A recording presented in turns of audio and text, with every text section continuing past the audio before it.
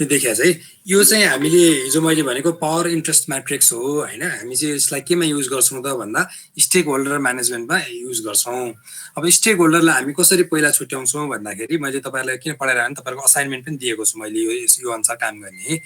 पहिला हामी यतापट्टि इन्ट्रेस्ट हेर्छौँ, कुनै पनि स्टेक होल्डरको इन्ट्रेस्ट कति हुनसक्छ हाम्रो प्रोजेक्टमा भनेर यो के भन्छ एक्स एक्सिसमा इन्ट्रेस्टलाई हेर्छौँ र के गर्छौँ त भन्दाखेरि वाइ एक्सिसमा चाहिँ पावर हेर्छौँ। पावर भनेको जस्तो मैले अस्ति भनेको थिएँ यो लो यतापट्टि ओरिजिनपट्टि लो, त्यसपछि यतापट्टि एरो जता देखाएको छ त्यतापट्टि हाई।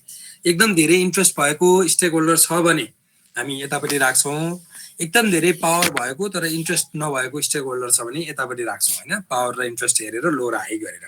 त्यसपछि के गर्छौँ त भन्दाखेरि इन्ट्रेस्ट पनि लो पावर पनि लो भएको स्टेक होल्डर छ भने त्यसलाई सबैभन्दा तल ओरिजिनसँगैकोमा मोनिटर मिनिमम इफोर्ट लगाउने स्टेक होल्डर हो भनेर राख्छौँ। त्यसपछि हामी के गर्छौँ त भन्दाखेरि कुनै स्टेक होल्डर चाहिँ के हुन्छ भन्दाखेरि इन्ट्रेस्ट एकदमै बढी भएको प्रोजेक्टमा तर पावर एकदम कम भएको छ भने त्यसलाई हामी चाहिँ के गर्छौँ त भन्दाखेरि हाम्रो काममा कसरी इन्फर्म गर्ने भनेर उसलाई रेगुलर इन्फर्म चाहिँ गर्छौँ, किप इन्फर्म भन्ने सेक्सनमा राख्छौँ। यो चाहिँ म्यानेजमेन्ट गर्ने टेक्निक हो है। पहिला हामी के गर्छौँ भन्दा यो चारवटा कुनामा स्टेक होल्डरहरूलाई राख्छौँ, राखिसकेपछि के गर्छौँ भन्दा कुनलाई कसलाई के गर्नुपर्छ भन्ने कुरा चाहिँ यो मैले देखाएको म्याट्रिक्सले गरिरहेको छ। म चाहिँ एकदम धेरै पावर र एकदम धेरै इन्ट्रेस्ट भएकोलाई म्यानेज क्लोजली भनेर भनेको छ होइन। भनेको मैले हिजो भनेको थिएँ नि गभर्मेन्ट चाहिँ धेरै जस्तो कुनमा पर्छ त भन्दा पावर पनि एकदम धेरै हाई भएको इन्ट्रेस्ट पनि एकदम धेरै हाई भएको पर्छ। र कुनै कुनै बेला चाहिँ के हुन्छ भन्दाखेरि गभर्मेन्ट चाहिँ पावर एकदम धेरै भएको तर तपाईँको प्रोजेक्टमा इन्ट्रेस्ट नभएको हुनसक्छ। किन पावर चाहिँ धेरै भएको भन्दा तपाईँलाई जति पनि तपाईँले घर बनाउन लाग्नुभयो रजिस्ट्रेसन गर्न गभर्मेन्टमै जानुपर्छ, त अप्रुभल लिन गभर्मेन्टमै जानुपर्छ भनेपछि एकदम धेरै पावरफुल तर के छ भन्दा उसले तपाईँको घर कस्तो बनाउनु भयो भन्ने कुरामा त धेरै इन्ट्रेस्ट त लिन सक्छ। लिएन भने चाहिँ यो सेगमेन्टमा किप सेटिस्फाइड वाला सेगमेन्टमा पर्यो। यदि पावर र इन्ट्रेस्ट दुइटै हाई भएको केस छ भने चाहिँ त्यसमा चाहिँ म्यानेज क्लोजली भन्ने ठाउँमा पर्छ। जहाँ पर्छ त्यो अनुसार तपाईँले पहिला स्टेक होल्डरलाई के भन्छ क्लासिफाई गर्नुहुन्छ। क्लासिफाई गरिसकेपछि यहाँ जे लेखेको छ यही स्ट्राटेजी अनुसार के गर्नुहुन्छ त भन्दा स्टेक होल्डरलाई म्यानेज गर्नुहुन्छ। यो चाहिँ हाम्रो के हो त भन्दा स्टेक होल्डर म्यानेजमेन्ट म्याट्रिक्स हो। अब हामी के गर्छौँ त भन्दा एकदम इन्ट्रेस्ट पनि लो भएको पावर पनि लो भएको मान्छेलाई मोनिटर मात्रै गर्छौँ। स्टेक होल्डरले के गरिरहेको कसरी हाम्रो प्रोजेक्टलाई पर्स्यु गरिरहेको छ भन्ने कुरा मात्रै हेर्छौँ। तर इन्ट्रेस्ट एकदम धेरै भएको तर पावर चाहिँ ठिक ठिकै मात्र भएको मान्छे छ भने उसलाई हामी रेगुलर एउटा के अरे मन्थली बेसिसमा अथवा के भन्छ 15 डेजमा अथवा विकली होइन उसलाई चाहिँ कसरी इन्फर्म गर्ने भन्ने एउटा मेकानिजम बनाउँछौँ, उसलाई रेगुलर इन्फर्म गरिराख्छौँ होइन। त्यसपछि के भन्छ एकदम धेरै पावर पनि इन्ट्रेस्ट पनि धेरै भएको मान्छेलाई चाहिँ म्यानेज क्लोजली भनेको जस्तो यो तपाईँको कम्पनी खोल्नु भएको छ, कम्पनीमा त के छ भन्दाखेरि कम्पनीको स्टेक होल्डर अथवा कम्पनीमा पैसा हाल्ने मान्छेहरू चाहिँ छन् भने उनीहरूलाई हामीले कसरी म्यानेज गर्नुपर्छ भन्दा एकदम क्लोज राखेर उनीहरूलाई इज डे भएको डिसिजन्सहरू किन गरेको, कसरी प्रोक्योरमेन्ट गरेको, कसरी यो काम भइरहेको छ भन्ने कुरा रेगुलर हामीले उनीहरूलाई चाहिँ के भन्छ त्यसमा इन्भल्भै गराए जसरी काम गराउँछौँ। त्यसपछि पावर धेरै भएको तर इन्ट्रेस्ट तपाईँको प्रोजेक्टमा खासै नभएको मान्छेलाई हामी सेटिस्फाई भनेको उसले असन्तुष्टि व्यक्त नगर्ने ठाउँसम्म उसलाई हामी के गर्छौँ त भन्दाखेरि म्यानेज गर्छौँ। यो चाहिँ हाम्रो के हो त स्टेक होल्डर म्यानेजमेन्ट म्याट्रिक्स हो। तपाईँले यो फिगर बनाउनुहोस् त तपाईँको कपीमा। अब हिजोकोबाट कन्टिन्यू गरौँ है।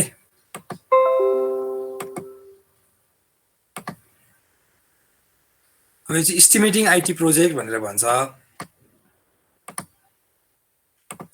Estimating IT projects, all IT PMs have to measure the project scope, then they can go for the time and cost estimation. मैले हिजो कुरा गरिसकेँ होइन। टाइम र कस्ट एस्टिमेसन चाहिँ किन इम्पोर्टेन्ट छ भन्दाखेरि पहिला के अरे सरी स्कोप चाहिँ किन छ भने तपाईँले टाइम र कस्ट एस्टिमेसन गर्नुभन्दा अगाडि स्कोप चाहिँ एकदम धेरै इम्पोर्टेन्ट कुरा हो। स्कोपलाई डिफाइन गर्नुपर्छ भनेर भन्छ होइन। भनेपछि त्यो स्कोपलाई डिफाइन गरिसकेपछि हामी के गर्छौँ त भन्दा टाइम र कस्ट एस्टिमेसनमा जान्छौँ। अब एस्पेक्ट्स अफ एस्टिमेसन भनेर भनेको चाहिँ smaller task are easier to estimate हिजो भनिसकेको छु। Any error in estimation increase the project risk किन भन्दा मैले भनिसकेँ हामी यसमा धेरै जस्तो बटम अप एप्रोच गर्छौँ। बटम अप एप्रोच भनेको सबभन्दा सानो वर्क प्याकेजमा गएर एस्टिमेसन गर्छौँ। वर्क प्याकेजहरू सबैलाई जोड्छौँ भनेको इन्टिग्रेट गर्छौँ। इन्टिग्रेट गर्ने क्रममा के हुन्छ त भन्दा हामीले सानो वर्क प्याकेजमा सानो मिस्टेक गरेको छ भने पनि मिस्टेक जोडिँदै गएर के हुन्छ भन्दा ठुलो मिस्टेक देखिन्छ जसले गर्दाखेरि हाम्रो प्रोजेक्ट नै फेलियर हुने अथवा रिस्क हुने ठाउँमा पुग्छ। तपाईँले गरेको सानो एरर चाहिँ एकदम ठुलो इन्टिग्रेट हुने भए भएर ठुलो एररको रूपमा देखिन्छ at the end of the day भनेर भनेको है। Estimate by the team and modification by the expert, यो पनि मैले के भनेको थिएँ तपाईँहरूलाई भने यो चाहिँ बटम अप एप्रोच हो भनेको भनेको थियो किनभने टिमले एस्टिमेट गर्छ त्यसपछि हामी के गर्छौँ भन्दा माथि गएर टप लेभल म्यानेजमेन्ट अथवा एक्सपर्टले त्यसलाई मोडिफाई गर्छ त्यसले गर्दाखेरि बटम अप एप्रोच भयो भनेको सबैको इन्भल्भमेन्ट पनि भयो त्यसमा estimate in work effort required by the individual not in the task duration भनेर भनेको छ यो भनेको चाहिँ के हो भन्दाखेरि तपाईँले हरेक वर्क प्याकेजमा कति इफोर्ट लाउनु पर्छ भन्ने कुरा इम्पोर्टेन्ट हो के भन्दा पनि भन्दा ड्युरेसन कति लाग्छ भन्ने कुरा भन्दा पनि किन भन्दा इफोर्ट अनुसार तपाईँको के हुन्छ त भन्दाखेरि तपाईँले डिफाइन गर्नुपर्ने हुन्छ वर्क प्याकेज मान्छेलाई तपाईँले इन्सेन्टिभाइज गर्नु पर्दा पनि इफोर्ट अनुसार तपाईँले इन्सेन्टिभाइज गर्नुपर्ने हुनसक्छ तपाईँले प्लानिङ गर्दा पनि इफोर्ट अनुसार प्लानिङ गर्नुपर्ने हुनसक्छ त्यसले गर्दाखेरि टाइमभन्दा बढी हामी केमा कुरा गर्छौँ भन्दा सकेसम्म इफोर्टमा कुरा गर्छौँ इफोर्ट त्यही भएर म्यान वर्क भनेर म्यान डेज भनेर भन्छ एउटा मान्छेलाई कति इफोर्ट लाग्छ कति घन्टा काम गर्नुपर्छ कुनै पनि चिजमा भन्ने कुरालाई सकेसम्म एस्टिमेट गर भनेर भन्छ type of estimation scope or size estimation size scope भनेको तपाईँको प्रोजेक्टलाई तपाईँले स्कोपले तपाईँको प्रोजेक्टको साइजलाई डिटरमाइन गर्छ किनभने स्कोप भनेको हामी के गर्ने के नगर्ने भन्ने कुरा डिफाइन गर्छौँ भनेर मैले यसभन्दा पहिले नै भनिसकेको छु त्यसपछि टाइम एस्टिमेसन र कस्ट एस्टिमेसन गर्ने कुरा गर्यो त्यसपछि PM can use this FP function point technique to realize two main tasks. One is concerned with the productivity and can be accomplished by estimating the number of function points delivered for customer. Another is referred to the estimation of the software development cost. Then this can be achieved by using the function point data in cost estimation model भनेर भन्यो यसमा तपाईले बुझ्नु भएको छ यस sir ल ठीक छ है Scope definition. अब scope definition भनेको के हो त भन्दाखेरि subdividing major project components into smaller one to improve accuracy of the cost, time and resource estimates. Define a baseline for the performance measurement and control. Facilitate clear responsibility of assignments. है यो भनेको के हो त भन्दा scope define गर्नुपर्ने जरुरी के हो त भन्दा स्कोपलाई चाहिँ सानो टुक्रा बनायो भने हाम्रो कस्ट टाइम र रिसोर्समा एक्युरेसी आउँछ स्कोपलाई जति शार्प बनाउनु भयो त्यति धेरै स्कोप जति क्लियर हुनुभयो त्यति धेरै बेसलाइन बनाउनलाई तपाईलाई सजिलो गर्छ जसले गर्दा तपाईले मेजर गर्न सक्नुहुन्छ कन्ट्रोल गर्न सक्नुहुन्छ त्यसपछि के गर्न सक्नुहुन्छ भन्दा क्लियरली तपाईले रेस्पोन्सिबिलिटी कसको के हो भन्ने कुरा पनि छुट्याउन सक्नुहुन्छ यसले यो तीनटा कुरामा मद्दत गर्छ त्यही भएर स्कोप डिफाइन गर्नुपर्छ भनेर भन्यो त्यसपछि स्कोप डेफिनेसन कसरी के इनपुट आउटपुट अस्ति हामीले जुन फिगरमा हेर्थ्यौं त्यसलाई आज टेबलमा छ हैन स्कोप डेफिनेसनको भनेको के हुन्छ त्यसमा भन्दाखेरि इनपुटको रूपमा हामीले enterprise environmental factor organisational process asset project charter preliminary project scope statement project management plan यो पाँचवटा चीज चाहिँ इनपुटको रूपमा हुन्छ त्यसपछि product analysis alternative identification product analysis भनेको प्रोडक्टको के स्पेसिफिकेसन हुन्छ भन्ने कुरा टुल्स एन्ड टेक्निक्सको रूपमा युज गरिन्छ त्यसपछि अल्टरनेटिभ आइडेन्टिफिकेसन भनेको डिफरेन्ट के अल्टरनेटिभहरू छ त यही काम गर्नलाई हामीले के गर्न सकिन्थ्यो भन्ने कुरा त्यसपछि स्टेक होल्डर एनालाइसिस पनि के हो त भन्दा यसको टुल्स एन्ड टेक्निक्स हो अघि मैले जुन म्याट्रिक्स तपाईहरुलाई देखाएँ त्यो चाहिँ स्टेक होल्डर एनालाइसिसको म्याट्रिक्स हो अब हामीले के गर्छौं त भन्दा पहिला स्टेक होल्डर छुट्याउँछौं छुट्याइसकेपछि स्टेक होल्डरको तपाईले आफै डिफाइन गर्ने हो पावर कसको बढी छ इन्ट्रेस्ट कसको बढी छ भन्ने कुरा पत्ता लगाइसकेपछि तपाईले के गर्नुहुन्छ भन्दा अहिलेको म्याट्रिक्समा राख्नुहुन्छ अहिलेको म्याट्रिक्समा राखेपछि कुन स्टेक होल्डरलाई कसरी म्यानेज गर्ने भन्ने कुरा आफै आइहाल्छ स्टेक होल्डर म्यानेजमेन्ट म्याट्रिक्स भनेको गाह्रो कुरा होइन त्यसपछि आउटपुटमा के गर्छौं त हामी भन्दा प्रोजेक्ट स्कोप स्टेटमेन्ट भनेको आउटपुट हो requested change updated project scope management plan यो कुरा चाहिँ आउटपुट भयो केमा भन्दा स्कोप डेफिनेसन ओभरभ्यूमा त्यसपछि वर्क ब्रेकडाउन स्ट्रक्चर हामीले वर्क ब्रेकडाउन स्ट्रक्चर त आफैले पनि बनाइसक्यौं त्यही पनि के हो त भनेर पढ्दाखेरि चाहिँ work breakdown structure is a deliverable oriented grouping of the work मैले तपाईलाई एकदम धेरै भनिरहेको छु डेलिभरेबल भनेको तपाईले फाइनल प्रोडक्ट के हो तपाईको त्यसलाई ग्रुपिङ गर्ने work involve in a project that defines the total scope of the project भनेको तपाईले जुन कुरा डेलिभरेबल हो अथवा तपाईको प्रोजेक्टको स्कोप हो त्यो स्कोपलाई तपाईले टुक्रा टुक्रा टुक्रा सानो सानो टुक्रा बनाउँदै जाँदा जे कुरा आइपुग्छ त्यसलाई हामी वर्क प्याकेज भन्छौं तर जे कुरा हामीले काम गरेको हो टुक्रा टुक्रा बनाउने काम जे हो त्यसलाई हामी वर्क ब्रेकडाउन स्ट्रक्चर भनेर भन्छौं work breakdown structure is the foundation document that provides the basis for the planning and the management project schedule cost resources and changes भनेको यो चाहिँ के हो त फाउन्डेसन हो फाउन्डेसन किन हो भन्दाखेरि यो बनाएपछि मात्र तपाईले सबै अरु कामहरु गर्न सक्नुहुन्छ decomposition is subdividing project deliverables into smaller pieces a work package is a task at the lowest level of the WBS work package भनेको चाहिँ के हो त भन्दा मैले जसरी सेल हो भनेर भनेको छु हाम्रो बडीको बेसिक युनिट सेल हो त्यसरी वर्क प्याकेज भनेको चाहिँ हाम्रो डेलिभरेबल्सको बेसिक युनिट हो जुन बेसिक युनिट आइसकेपछि तपाईले त्यसलाई कति कस्ट लगाउने कति टाइम लाग्छ के गर्न पर्छ भन्ने कुरा थाहा हुन्छ त्यही भएर वर्क ब्रेकडाउन स्ट्रक्चर स्ट्रक्चर र वर्क प्याकेज भनेको के हो भन्ने कुरा बुझ्नु पर्यो। त्यसपछि स्याम्पल इन्ट्रानेट डब्लुबिएस अर्गनाइज बाई फेज भनेर भनेको छ होइन, लेभल 1 लेभल 2 लेभल 3 मैले तपाईँलाई अस्ति बनाउनु दिएको कुरा यही हो होइन। यसमा के छ तपाईँ इन्ट्रानेट प्रोजेक्टमा के हुनसक्छ त भनेर यहाँ तपाईँको यसमा एक्जाम्पल्स दिएको छ। यसमा के छ त भन्दाखेरि सुरुमा कन्सेप्ट वेबसाइट डिजाइन, त्यसपछि वेबसाइट डेभलपमेन्ट, त्यसपछि रोल आउट, त्यसपछि सपोर्ट। यो चाहिँ के भयो लेभल 1 मा भयो। लेभल 2 मा के भयो त भन्दा अब कन्सेप्टबाट के आयो त भन्दा evaluate current system, define requirements, define specific functionality, define risk and risk management approach, त्यसपछि develop project plan, brief web development team होइन। यो सबै कुरा चाहिँ के हो कन्सेप्टभित्र पर्यो। त्यसपछि डिफाइन रिक्वायरमेन्ट्सभित्र के पर्यो त भन्दा define user requirements, define content requirements, define system requirements, define server owner requirement. यो सबै कुरा चाहिँ के हो भन्दा अब तपाईँ डिफाइन सर्भर ओनर रिक्वायरमेन्ट भन्ने भइसकेपछि तपाईँले कोसँग गफ गर्नुपर्छ, कति दिन लाग्छ यो कामलाई, के गर्नुपर्छ भन्ने कुरा सबै कुरा थाहा हुन्छ भनेपछि तपाईँले के गर्नुपर्ने रहेछ भन्दा यो त हामीले देखाएको एउटा के छ भन्दा कन्सेप्टको सब डिभिजन देखाएको छ, त्यसपछि डिफाइन रिक्वायरमेन्ट्सको मात्र सब डिभिजन देखाएको छ भनेपछि यस्तो त के हुनसक्छ भन्दा डेभलप प्रोजेक्ट प्लानको पनि फेरि यस्तो आफ्नै यस्तै हुनसक्छ भनेपछि यो त यति धेरै वर्क प्याकेजहरू डेभलप हुन्छ कि त्यो एकदम धेरै तपाईँले त्यो 100वटा पनि हुनसक्छ एउटा सानो प्रोजेक्टमा पनि। यही प्रोजेक्टमा पनि तपाईँले हेर्नुभयो भने 100वटा 40वटा 50वटा 30वटा हुनसक्छ। अब यो किन धेरै इम्पोर्टेन्ट छ, किन हामीले यति धेरै फोकस गरिरहेछौँ भन्दाखेरि तपाईँले यो पछि नेटवर्क डायग्राम भन्ने एउटा पढ्नुपर्छ। नेटवर्क डायग्रामबाट हामी के पत्ता लगाउँछौँ त भन्दाखेरि क्रिटिकल पाथ पत्ता लगाउँछौँ। क्रिटिकल पाथ भनेको के हो भन्दा मैले तपाईँलाई अस्ति पनि लेख्नुहोस् कपीमा भनेर भनिसकेको थिएँ। क्रिटिकल पाथ भनेको एउटा यस्तो पाथ हो जुन पाथबाट तपाईँले एक दिन त्यो क्रिटिकल पाथमा भएको एक्टिभिटिजहरूलाई हामी क्रिटिकल एक्टिभिटिज भन्छौँ र त्यो क्रिटिकल एक्टिभिटिज मध्ये कुनै एउटा एक्टिभिटिज पनि डिले भयो भने तपाईँको प्रोजेक्ट डिले हुन्छ। त्यसैले प्रोजेक्ट म्यानेजरले के गर्छ त भन्दा सबैभन्दा पहिला कुन एक्टिभिटीलाई डिले गर्नु हुँदैन भन्ने कुरा पत्ता लगाउँछ। त्यो पत्ता लगाउने तरिका भनेको के हो नि क्रिटिकल एक्टिभिटी पत्ता लगाउने हो। त्यही भएर हामीलाई के हुनुपर्छ त भन्दाखेरि तपाईँले एक्टिभिटिजहरू एकदम सानो लेभलसम्म पुगेको हुनुपर्छ। त्यसपछि तपाईँले त्यो एक्टिभिटिजहरूलाई ग्रुपिङ गर्न सिक्नुपर्छ। ग्रुपिङ कसरी गर्ने भनेको चाहिँ ग्रुपिङ भनेको चाहिँ तपाईँले नेटवर्क डायग्राममा त्यसलाई बनाउने हो। नेटवर्क डायग्राम भनेको के हो भनेर हामी टाइम म्यानेजमेन्ट पढ्दाखेरि पढ्छौँ।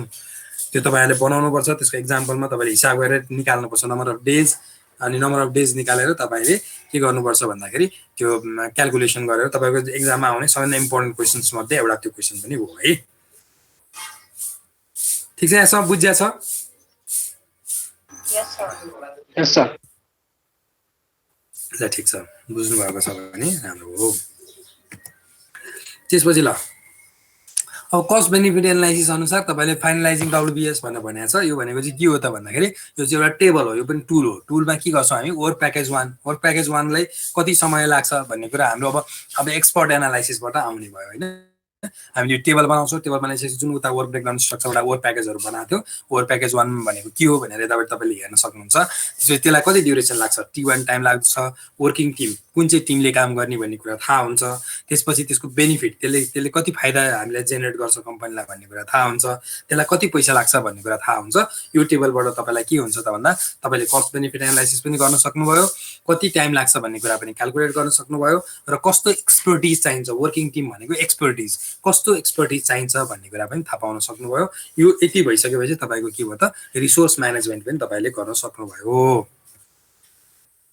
Approaches to developing WBS using guidelines. Some organizations provide guidelines for preparing WBS. The analogy approach. Review WBS of similar projects and tailor to your project. यो भनेको के हो त भन्दा यो एप्रोचहरु चाहिँ तपाईले याद गर्नुपर्छ। WBS बनाउने एप्रोचहरु के हो भनेर सोध्यो भने एउटा एनालोगी एप्रोच भनेर भन्यो। तपाईले अस्ति आफै गुगलबाट सार्नुभयो। गुगलबाट सारेको भनेको चाहिँ एनालोगी एप्रोच हो। एनालोगी एप्रोच भनेको के हो भन्दा तपाईले हुन त त्यो एनालोगी एप्रोच चाहिँ होइन, तर एनालोगी एप्रोच भन्दा भयो। किनभने कतिपयले के गर्नु भएको थियो गुगलबाट अलिअलि हेर्नु भएको थियो, त्यसपछि त्यही प्रोजेक्टलाई आफूले अलिअलि मोडिफाई गर्नु भएको थियो। भनेपछि त्यो चाहिँ कुन एप्रोच रहेछ त भन्दा एनालोगी एप्रोच रहेछ। त्यो भनेको के हो त भन्दा तपाईले सिमिलर प्रोजेक्टको कुनै एउटा WBS हेर्नुहुन्छ पुरानो प्रोजेक्टको, त्यो हेरिसकेपछि के गर्नुहुन्छ त tailor to your project. Tailor भनेको कसले बुझ्नुहुन्छ भन्नु त टेलर भनेको के हो? टेलर सफ्टवेयर भनेको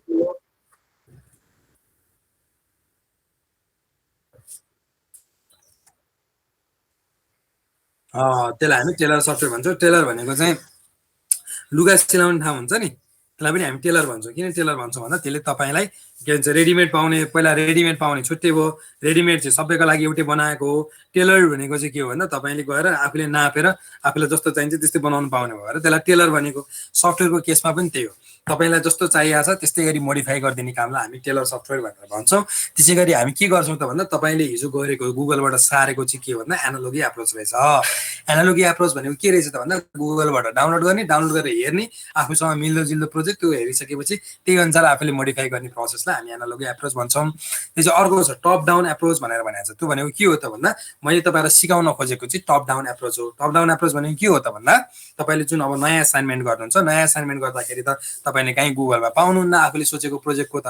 नपाइसकेपछि के गर्नुहुन्छ भन्दा आफूले सोचेको प्रोजेक्टको सबैभन्दा ठुलो डेलिभरेबल सोच्नुहुन्छ, स्कोप सोच्नुहुन्छ। त्यो सोचिसकेपछि तपाईँलाई वर्क ब्रेकडाउन स्ट्रक्चरमा यसमा थप के गर्नुपर्ने रहेछ भन्ने कुरा आउँछ। त्यसलाई चाहिँ हामी के गर्छौँ त भन्दा टप डाउन एप्रोच भनेर भन्छौँ। The bottom up approach start with the specific task and roll them up भनेको चाहिँ के हो भन्दा बटम अप एप्रोच भनेको चाहिँ हामी पहिला सानो युनिटबाट सोच्छौँ, सानो युनिटबाट सोचेर त्यसलाई के गर्छौँ भन्दा डेलिभरेबल्स कसरी मिट गर्छ भन्ने कुरा पत्ता लगाउँदै जान्छौँ। यसलाई चाहिँ हामी के भन्छौँ त भन्दा बटम अप एप्रोच भन्छौँ। तर यो प्रोजेक्टहरूमा बटम अप एप्रोच गर्ने कुरा चाहिँ एकदम एक्सपर्टले मात्र गर्न सक्छ, जसले पार्टीले गर्न सक्दैन। किन सक्दैन भन्दाखेरि तपाईँले सानो सानो एक्टिभिटिजहरू जोडेर इन्टिग्रेट गर्दाखेरि तपाईँको स्कोपसँग नमिल्ने चिज बन्न सक्छ। अब स्कोपसँग नमिल्ने चिज बन्यो भने त तपाईँलाई त्यसलाई हामी प्रोजेक्टै कन्सिडर गर्दैनौँ। भनेपछि bottom up approach is bit difficult than other processes mentioned above है। त्यसपछि mind mapping approach. Mind mapping approach is a technique that uses branches radiating out from the core idea of to structure thoughts and ideas। भनेको चाहिँ के भन्दा different team member बसेर different team मेम्बरहरूको आइडियाहरूलाई radiate गरेर तपाईँले हेर्नुभयो भने कोर आइडियासँग मिल्दोजुल्दो आइडियासँग डिफ्रेन्ट प्रोसेस, डिफ्रेन्ट थिमहरू, डिफ्रेन्ट प्रोसेसहरूमा कसरी काम गर्न सकिन्छ यो अब्जेक्टिभ मिट गर्नलाई भनेर सबै मान्छे राखेर त्यसको माइन्ड म्यापिङ गरेर हेर्नुभयो भने त्यसलाई चाहिँ हामी माइन्ड म्यापिङ एप्रोच भनेर भन्छौँ।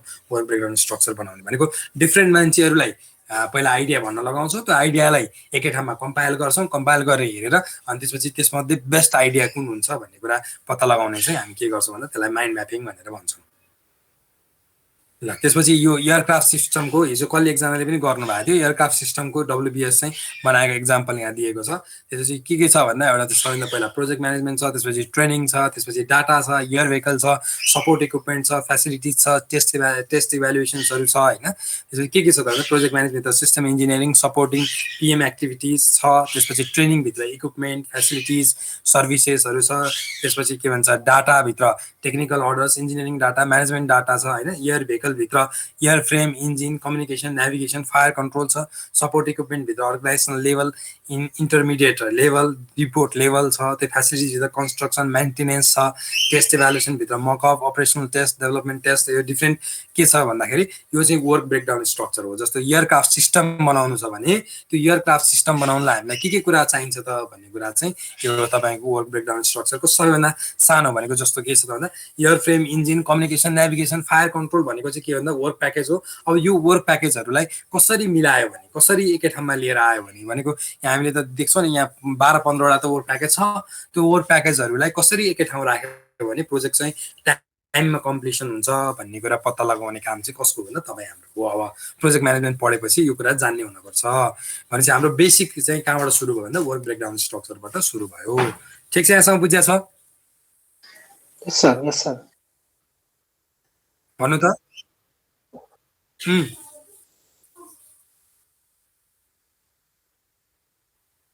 कहाँ छ फेसिलिटिज?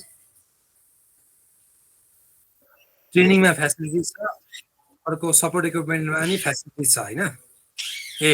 अनि यो ट्रेनिङभित्रको फेसिलिटिज हो त्यो चाहिँ होइन। यो फेसिलिटिज भनेको चाहिँ कन्स्ट्रक्सन र मेन्टेनेन्स फेसिलिटिज भने हो। त्यो लेख्दाखेरि त्यस्तो परेको हो, त्यसलाई छुट्याएर चाहिँ लेख्नुपर्ने हो किनभने पछि कन्फ्युजन हुन्छ होइन। तर यो फेसिलिटिज भनेको कन्स्ट्रक्सन र मेन्टेनेन्सवाला फेसिलिटिज भनेको, यतापट्टि ट्रेनिङको फेसिलिटिज भनेको चाहिँ इक्विपमेन्ट सर्भिस फेसिलिटिजको पनि ट्रेनिङ गराउनुपर्छ भनेर भने हो त्यो खासमा भन्न चाहिँ। त्यो चाहिँ अब यो वर्क ब्रेकडाउन स्ट्रक्चर बनाउने कुरा भनेको त तपाईँको आफ्नो ज्युरिडिक्सनमा भर पर्ने कुरा भयो कि तपाईँको अन्डरस्ट्यान्डिङमा भर पर्ने कुरा भयो। भनेको तपाईँले यसलाई फरक तरिकाले पनि बनाउन सक्नुहुन्छ होइन। त्यही भएर अब यो चाहिँ के भन्छ, त्यही भएर हामी के गर्छौँ भन्दा यस्तो धेरै इक्जाम्पलहरू रिफर गर्दैनौँ क्या। किन रिफर गर्दैनौँ भने तपाईँले आफैले बनाउने हो आफ्नो प्रोजेक्टको लागि। त्यही भएर मैले तपाईँलाई अहिले असाइनमेन्ट पनि आफ्नै प्रोजेक्ट 4th इयर प्रोजेक्ट के हो त्यो प्रोजेक्ट अनुसार गर्नुहोस् भनेर भनेको छु। त्यो प्रोजेक्ट अनुसार तपाईँले गरेको वर्क ब्रेकडाउन स्ट्रक्चरमा रङ भन्ने कुरा केही पनि हुँदैन, तर तपाईँले कसरी सोच्नुहुन्छ तपाईँको थट प्रोसेसमा कस्तो वर्क ब्रेकडाउन स्ट्रक्चर बन्छ भन्ने कुरा चाहिँ तपाईँको थट प्रोसेसमा डिपेन्ड गर्छ। जस्तो तपाईँहरू त ग्रुपमा गर्नुहुन्छ नि प्रोजेक्ट होइन, तर ग्रुपमा गर्दाखेरि पनि के हुन्छ भन्दा अब यहाँ हाम्रो त क्लासमा के छ भन्दा सार्ने चलन छ होइन, एउटाले गरेपछि त्यो होमवर्क सबैले सारेर बुझाउने चलन छ। तर के भन्दा तपाईँहरू 4 जना एउटा ग्रुपमा काम गर्नुहुन्छ, 4 जनाको फरक फरक WBS बन्न सक्छ एउटै प्रोजेक्ट गर्नेहरूको पनि। तपाईँले एउटै साथीले बनाए जस्तै मेरो पनि WBS एउटै प्रोजेक्ट एउटै बन्छ भन्ने कुरा हुँदैन यसमा। किन हुँदैन भन्दा मैले अस्ति पनि भनिसकेको छु तपाईँलाई, यो एब्सोल्युटली प्रोजेक्ट म्यानेजरको के भन्छ थट प्रोसेसमा डिपेन्ड गर्ने कुरा हो। त्यही भएर प्रोजेक्ट कति सक्सेसफुल हुन्छ भन्ने कुरा प्रोजेक्ट म्यानेजरले कसरी सोध्छ भन्ने कुरा र प्रोजेक्ट म्यानेजर कति इफिसियन्ट छ भन्ने कुरामा पनि डिपेन्ड गर्छ। त्योभन्दा बाहेक अरू केही तरिका छैन है। ठिक छ,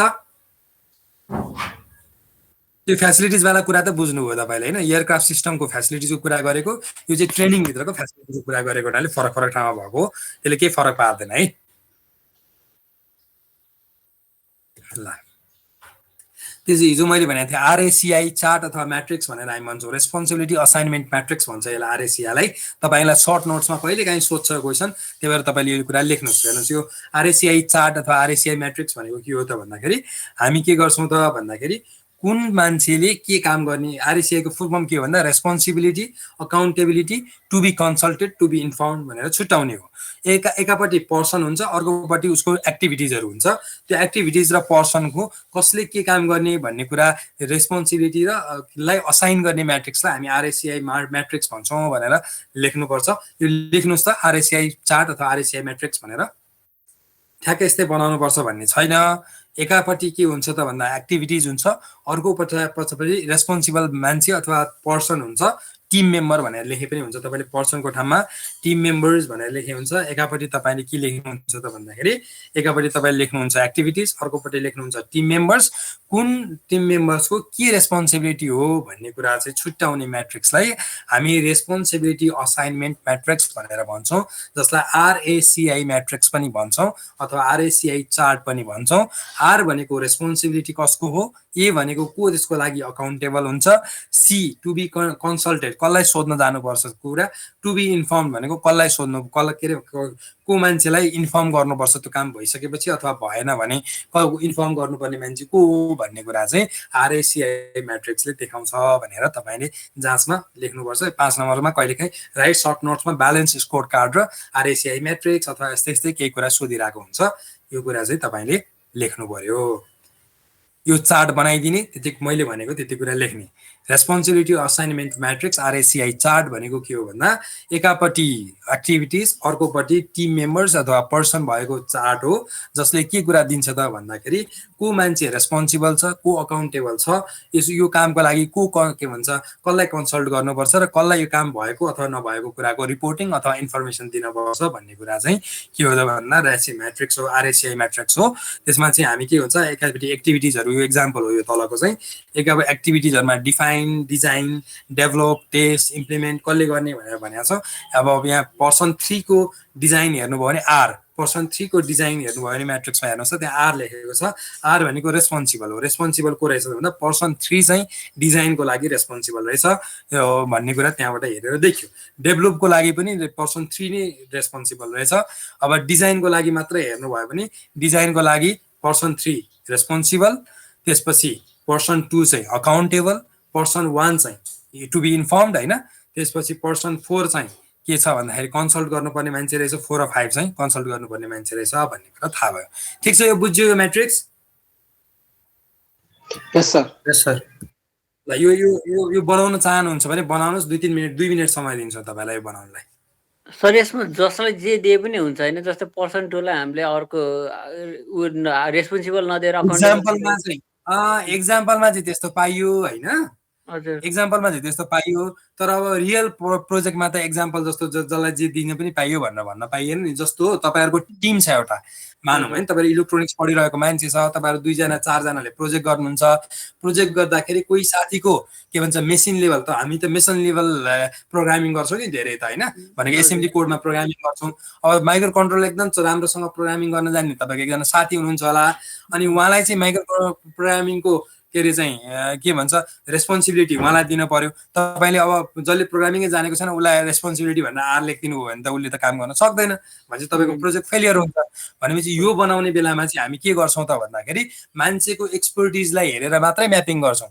तपाईँको माइक्रो के भन्छ मेसिन लेभल कोडिङ गर्न जान्ने साथी छ भने उसलाई हामी प्रोग्रामिङको रेस्पोन्सिबल बनाउँछौँ होइन। त्यसपछि तपाईँ के भन्छ फिटिङ गर्न जान्ने भनेको तपाईँले जुन पिसिबी बोर्ड बनाउनुहुन्छ नि त्यो बोर्ड बनाउन जान्ने साथी छ भने उसले हार्डवेयरको काम गर्छ, सोल्डरिङ गर्ने काम गर्छ, त्यो सबै कुरा गर्ने कुरा चाहिँ रेस्पोन्सिबिलिटी कसको हुन्छ त भन्दाखेरि जसले त्यो हार्डवेयरको राम्रोसँग काम गर्न सक्छ उसको हुन्छ। भनेपछि तपाईँको एक्सपर्टिज के हो, 4 जना साथीमा प्रोजेक्ट बनाउने क्रममा तपाईँहरूको एक्सपर्टिज कसको के छ भन्ने कुराबाट आरएसआई म्याट्रिक्स बन्ने भयो। तर यो चाहिँ यहाँ चाहिँ किन यसरी बनाएको भन्दाखेरि को के हो भन्ने कुरा त हामीलाई थाहा छैन, हामीले त अहिले मान्छे सम्झेर म्यापिङ गरिरहेको होइन, यो त हाइपोथेटिकल एक्जाम्पल हो। त्यसले गर्दा जसलाई जे लेखे पनि भएको, तर यो पनि जसलाई जे लेखेको होइन। पर्सन 3 को तपाईँले यहाँ हेर्नु भने थाहा पाउनुहुन्छ। यहाँ हेर्नुहोस् है, पर्सन 3 अघि हामीले एक्जाम्पल लिइरहेको यो डिजाइन र डेभलप चाहिँ पर्सन 3 को मात्र जिम्मेवारी भनेको छ नि। त्यो भनेको मतलब के हो त भन्दा पर्सन 3 चाहिँ कोडिङ गर्ने स्पेसलिस्ट मान्छे हो भन्ने कुरा बुझिन्छ। यहाँबाट कोडिङ गर्न प्रोग्रामिङ जानेको मान्छे पर्सन 3 हो भन्ने जानिन्छ नि। यो हेरेर थाहा पाइयो नि। डिजाइन गर्ने र डेभलप गर्ने कसले गर्छ त सफ्टवेयर बनाउँदाखेरि भन्दाखेरि जसलाई के आउँछ। अब यो पर्सन 3 चाहिँ को चाहिँ पर्सन 3 भन्दा ठुलो हो भन्ने कुरा थाहा हुन्छ त्यो टिममा। हेर्नुहोस् है किन थाहा हुन्छ भन्दाखेरि पर्सन 4 ले के गरिरहेछ भन्दा 3 ले गरेको जुन डिजाइन एन्ड डेभलप छ ऊ दुईटैले टु बी कन्सल्टेड होइन, उसलाई सोध्न जानुपर्छ भनेको छ नि 4 लाई, हो कि होइन। अनि टेस्ट गर्ने जिम्मेवारी कसले ल्याएछ ल हेर्नुहोस्, टेस्ट गर्ने जिम्मेवारी चाहिँ रेस्पोन्सिबिलिटी पर्सन 4 ले ल्याएछ। भनेपछि पर्सन 4 चाहिँ 3 भन्दा ठुलो रहेछ नि। त्यहाँ हायरार्किकल सोच्नुभयो भने अथवा बढी जान्ने रहेछ, अलिक बढी एक्सपर्ट रहेछ, हो कि होइन। कोडिङ गर्ने काम 3 ले गरेको भन्ने बुझिन्छ नि। यो हेऱ्यो भने कोडिङ गर्ने काम 3 ले गर्छ, 4 ले चाहिँ के गर्छ भन्दा तपाईँको के भन्छ ठिक छ कि छैन भनेर टेस्ट गर्ने काम गर्छ, उसले बनाएको हो। बुझेन भनेको तपाईँको पहिला त तपाईँलाई आफूलाई आफ्नो टिमको मेम्बरको थाहा हुनु पर्यो, टिम मेम्बरको कसको कति क्षमता छ भन्ने अनुसार तपाईँले यसलाई छुट्याउनुहुन्छ। त्यो छुट्याइसकेपछि पनि तपाईँलाई के कुरा थाहा हुनुपर्छ भने के अरे हामीले के अरे चाहिँ यो के अरे को मान्छे के हो भन्ने कुरा तपाईँले त्यो आरएसआई म्याट्रिक्स हेरेर थाहा पाउनुहुन्छ क्या। कसले के रेस्पोन्सिबिलिटी लिएको छ भन्ने कुरा थाहा हुन्छ। ल यो बनाइसक्नुभयो डायग्राम? ल ठिक छ ल है त। Scope verification. Scope verification is the process of formalizing acceptance of the completed project deliverables. Scope verification includes obtaining a formal acceptance of the project scope by the stakeholder, sponsor, client, customer. भनेको हामीले formal acceptance लिएपछि मात्र project सुरु हुन्छ। त्यही भएर scope सकिएको कुरा कसले कोसँग लिनुपर्छ भन्दाखेरि स्टेकहोल्डरसँग लिनुपर्छ। त्यो भनेको को हो भन्दा स्पोन्सर, क्लाइन्ट, कस्टमर हो। जसले तपाईलाई पैसा दिएको छ यो गर्दिउ भनेको छ त्यो मान्छेलाई तपाईले स्कोप भेरिफिकेसन गराउनु पर्यो, फर्मल एक्सेप्टेन्स लिनु पर्यो। Reviewing deliverables and work results to ensure that all were completed correctly and satisfactorily. भनेको के हो त भन्दा तपाईले गरेको कुरा चाहिँ जुन काम गर्नुभएको थियो वर्क ब्याकग्राउन्ड स्ट्रक्चर अथवा स्कोप बनाउनु भएको छ त्यो चाहिँ सबै काम चाहिँ के भन्छ करेक्टली र सेटिस्फ्याक्टोरीली हुन्छ कि हुँदैन भन्ने कुरा रिभ्यू गर्नुपर्छ भनेर भन्छ। डेलिभरेबल्स ठिक छ कि छैन, वर्कको रिजल्टहरु आउने कुरा चाहिँ हाम्रो स्कोपले एस के भन्छ कभर गरेको छ कि छैन भन्ने कुरा रिभ्यू गर्नुपर्छ। Determining completion specially if the project is terminated early, the scope verification process should establish and document the level and extent of completion भनेर भन्छ। यो चाहिँ स्कोप भेरिफिकेसन गर्ने प्रोसेस हो। यो चाहिँ के देखाएको छ ब्लक डायग्रामले भन्दा तपाईको इनपुट के हो त भन्दा प्रोजेक्ट स्कोप स्टेटमेन्ट हो। डब्ल्युबीएस डिक्सनरी भनेको डब्ल्युबीएस तपाईले बनाएको प्रोजेक्ट स्कोप म्यानेजमेन्ट प्लान र डेलिभरेबल्स चाहिँ के हो त भन्दा स्कोपको इनपुट के भन्छ स्कोप भेरिफिकेसनको इनपुट हो। त्यसमा टुल्स एन्ड टेक्निक्स भनेको चाहिँ example wide band Delphi technique where expert advice is sought for the problem भनेर चाहिँ इन्स्पेक्सन गर्ने। यो डेल्फी टेक्निक भनेको कसलाई थाहा छ? कसलाई थाहा छ? डेल्फी टेक्निक भनेको कसलाई थाहा छ?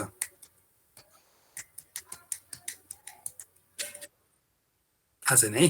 डेल्फी टेक्निक भनेको चाहिँ के हो भन्दा कुनै पनि तपाईले डिसिजन मेकिङको एउटा टेक्निक हो। त्यो टेक्निकमा चाहिँ हामी के गर्छौं त भन्दाखेरि एउटा ग्रुप अफ एक्सपर्ट एक ठाउँमा राख्छौं अनि ग्रुप अफ एक्सपर्ट राखिसकेपछि के हुन्छ त भन्दा कुनै एउटा प्रब्लम राख्छौं है।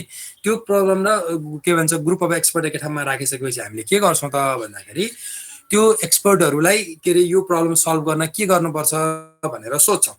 सोधिसकेपछि उनीहरुले के गर्छन् त भन्दाखेरि उनीहरुले आफ्नो आफ्नो आइडिया लेख्छन् एउटा पेपरमा।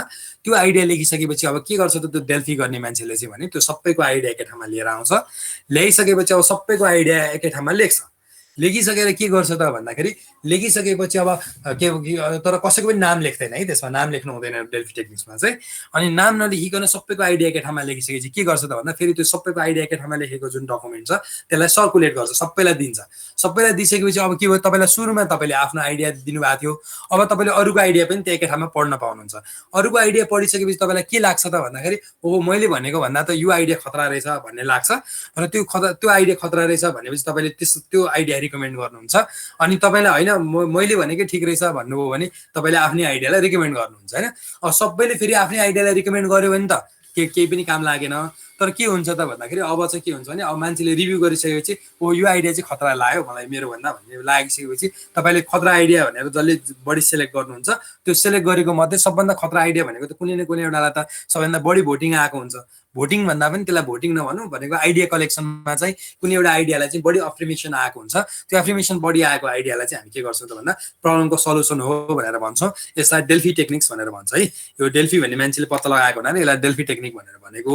यो चाहिँ के हो भन्दाखेरि यो चाहिँ प्रब्लमको डिसिजन मेकिङ टुल हो।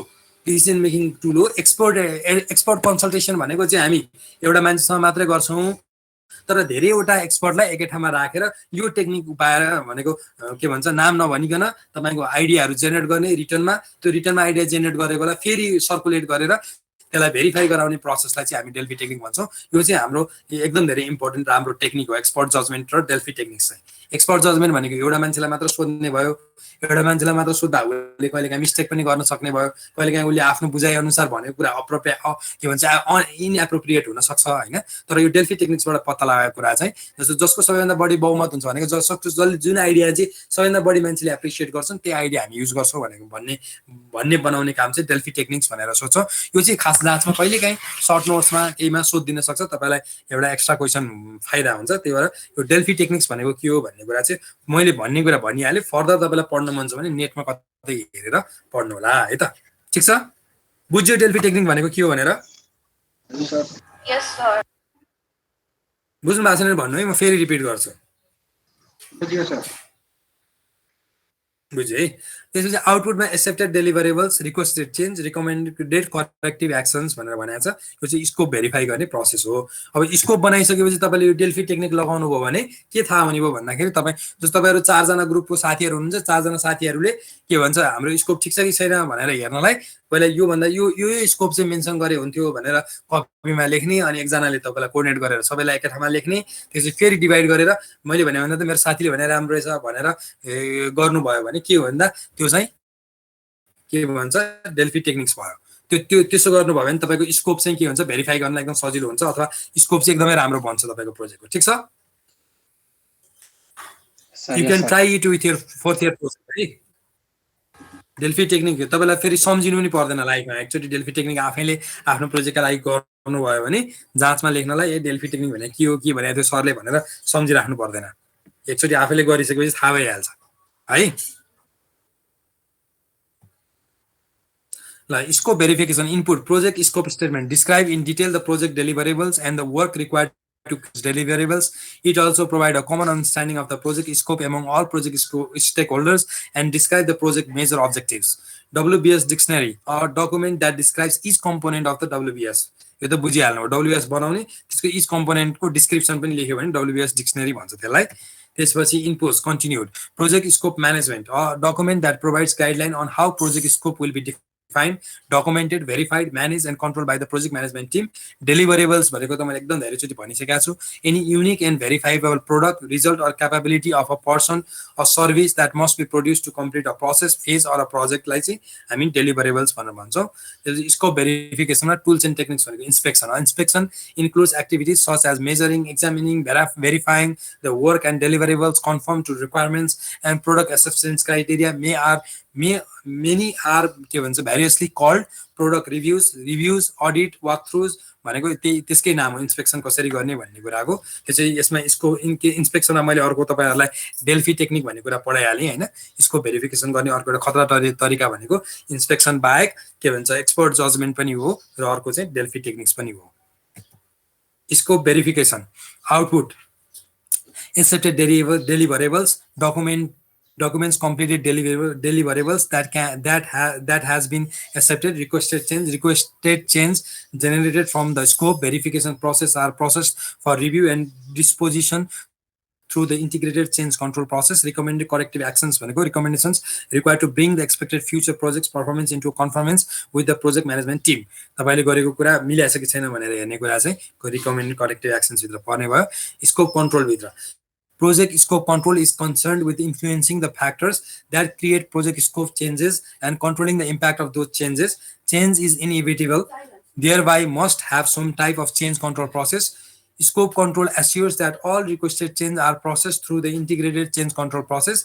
Scope control is proactive rather than reactive. भनेको proactive भनेको तपाईले पहिले नै scope control चाहिँ सोचेर आफैले गर्नुपर्छ. त पछि के रे नबनिसकेपछि स्कोप कन्ट्रोल गर्नु भन्दाखेरि सुरुमै गर्नुपर्छ भनेर भनेकोलाई प्रोएक्टिभ. रिएक्टिभ भनेको चाहिँ प्रोएक्टिभ भनेको सुरुमै आफैले सोचेर गर्ने, रिएक्टिभ भनेको पछि प्रब्लम आइसकेपछि त्यसलाई सल्भ गर्ने कुरालाई चाहिँ रिएक्टिभ भन्छ. तर स्कोप कन्ट्रोल चाहिँ रिएक्टिभ हुनु हुँदैन, प्रोएक्टिभ हुनुपर्छ भनेर भन्छ. Uncontrol changes are often referred to as scope creep. मैले हिजो पनि भनेको थिएँ स्कोप क्रिप भनेको चाहिँ के हो भनेर तपाईँले कहिलेकाहीँ जाँचमा सोध्या हुन्छ. स्कोप क्रिप चाहिँ भनेको के हो भन्दा तपाईँलाई कहिलेकाहीँ के गर्छ त भन्दाखेरि तपाईँले गर्दा गर्दै पनि के भन्छ प्रोजेक्टको जुन स्कोप छ त्यो चाहिँ के छ भन्दा तपाईले सोचेको प्रोजेक्टको बजेट, शेड्युल, रिसोर्सहरुमा चाहिँ परेको इम्प्याक्टले गर्दाखेरि कहिलेकाहीँ के हुन्छ त भन्दाखेरि तपाईले कहिलेकाहीँ के भन्छ बजेटलाई म्यानेज गर्न खोज्नुहुन्छ, कहिलेकाहीँ प्रोजेक्टको टिम ह्युमन रिसोर्स म्यानेजमेन्टलाई बढी प्रिफर गर्नुहुन्छ, कहिलेकाहीँ शेड्युललाई जोगाउन खोज्नुहुन्छ. यो कुरा गर्दा गर्दै के हुन्छ भन्दा तपाईले नथाहा पाइकन तपाईको प्रोजेक्टको स्कोप चाहिँ चेन्ज भएको हुन सक्छ. त्यो स्कोपको चेन्जले के गर्छ भन्दा तपाईले जे कुरा बनाउन खोजेको त्यो बनाउन खोजेको कुरा नबनिरहेको हुन सक्छ. त्यसलाई हामी स्कोप क्रिप भनेर भन्छौं. र स्कोप क्रिप हुने कुरा चाहिँ हरेक प्रोजेक्टमा हुन्छ र त्यो स्कोप क्रिपलाई म्यानेज गर्नलाई चाहिँ हामीले के गरिरहेछौं भन्दा यो सबै टुल्स एन्ड टेक्निक्सहरु पढिरहेको कारण चाहिँ स्कोपलाई म्यानेज गर्नलाई हो. स्कोप क्रिप भनेको चाहिँ के हो भन्दाखेरि तपाईको स्कोप चेन्ज हुने. स्कोप कसरी चेन्ज हुन्छ त भन्दाखेरि तपाईको कहिलेकाहीँ तपाईले स्कोपलाई जोगाउन खोज्दाखेरि तपाईको बजेट, टाइम चाहिँ के भन्छ लिमिट भन्दा बाहिर जान सक्छ. बजेट, शेड्युल र क्वालिटी. कहिलेकाहीँ चाहिँ क्वालिटी गयो भने चाहिँ स्कोप क्रिप भयो है. तपाईले बजेट र शेड्युललाई मिलाउन खोज्दै कहिलेकाहीँ क्वालिटी चाहिँ बाहिर जान सक्छ तपाईले सोचेको भन्दा. कहिलेकाहीँ चाहिँ क्वालिटीलाई मेन्टेन गर्न खोज्दा टाइम र बजेट बाहिर जान्छ. र कहिलेकाहीँ त्यो दुईटै कुरा हुँदै गर्दाखेरि तपाईले जुन बेला चाहिँ तपाईको क्वालिटी चाहिँ बाहिर जान्छ. क्वालिटी बाहिर जाने भनेको के हो त भन्दा तपाईले स्कोप क्रिप भएको हो. किन स्कोप क्रिप भएको भन्दा तपाईले बनाउन खोजेको एट्रिब्युट त पुग्दैन अब प्रोडक्टमा. तपाईले त जे बनाउन खोज्नु भएको थियो त्यो नै हाम्रो स्कोप हो नि. भनेको मैले एउटा प्रोडक्ट बनाउन खोजेको छु, त्यो प्रोडक्ट बनाउने कुरा भनेकै मेरो स्कोप हो. किन भन्दा मैले त्यो स्कोपको एट्रिब्युटहरु लेखेको छु नि त. मैले यो प्रोडक्ट बनाउन खोजेको, यस्तो यस्तो चीज भएको प्रोडक्ट बनाउन खोजेको भनेको प्लेन बनाउन खोज्नु भएको छ भने के हुन्छ त प्लेन बन्यो, प्लेन ठ्याक्कै प्लेन जस्तो देखियो तर त्यो सिनामंगलको म्युजियममा राखेको जस्तो प्लेन बन्यो भने काम छ त? त्यो त उड्दैन नि त. सिनामंगलको म्युजियममा राखेको प्लेन त हैन. त्यो त प्लेन मात्रै हो, हेर्दाखेरि प्लेन जस्तो देखिन्छ तर उड्दैन. भनेपछि तपाईको स्कोप क्रिप भयो क्या. स्कोप क्रिप किन भयो भन्दाखेरि त्यो त तपाईले बनाउन त उडाउने प्लेन बनाउन खोज्या हो नि त. उडाउने प्लेन त बनेन.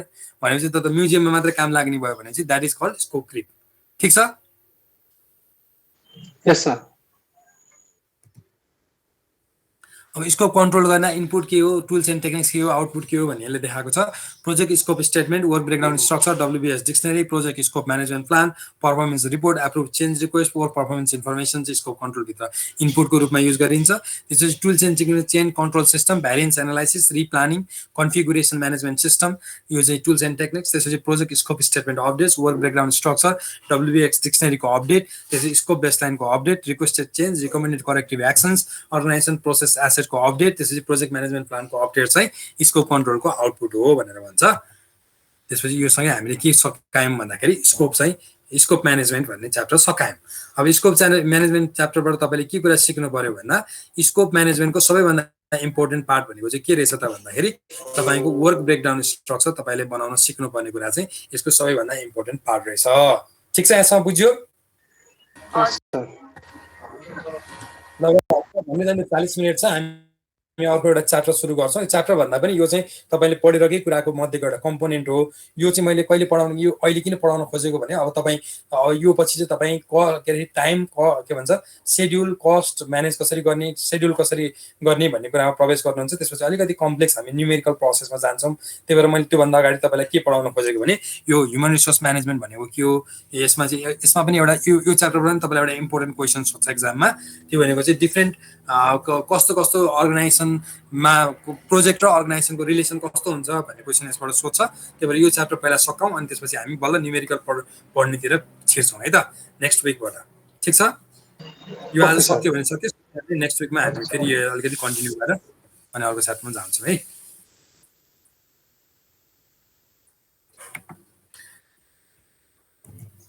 यो ह्युमन रिसोर्स म्यानेजमेन्ट अथवा प्रोजेक्ट म्यानेजमेन्टको ह्युमन रिसोर्स म्यानेजमेन्टमा चाहिँ के पढ्न खोजेको त हामीले भन्दाखेरि अर्गनाइजेसन र ह्युमन रिसोर्स तपाईँले जुन हायर गर्नुहुन्छ त्यसको बिचको रिलेसन कस्तो छ, प्रोजेक्टसँग ह्युमन रिसोर्सको कस्तो रिलेसन छ, प्रोजेक्ट र अर्गनाइजेसन बिचको कस्तो रिलेसन हुन्छ भन्ने कुरा हामी पढ्छौँ।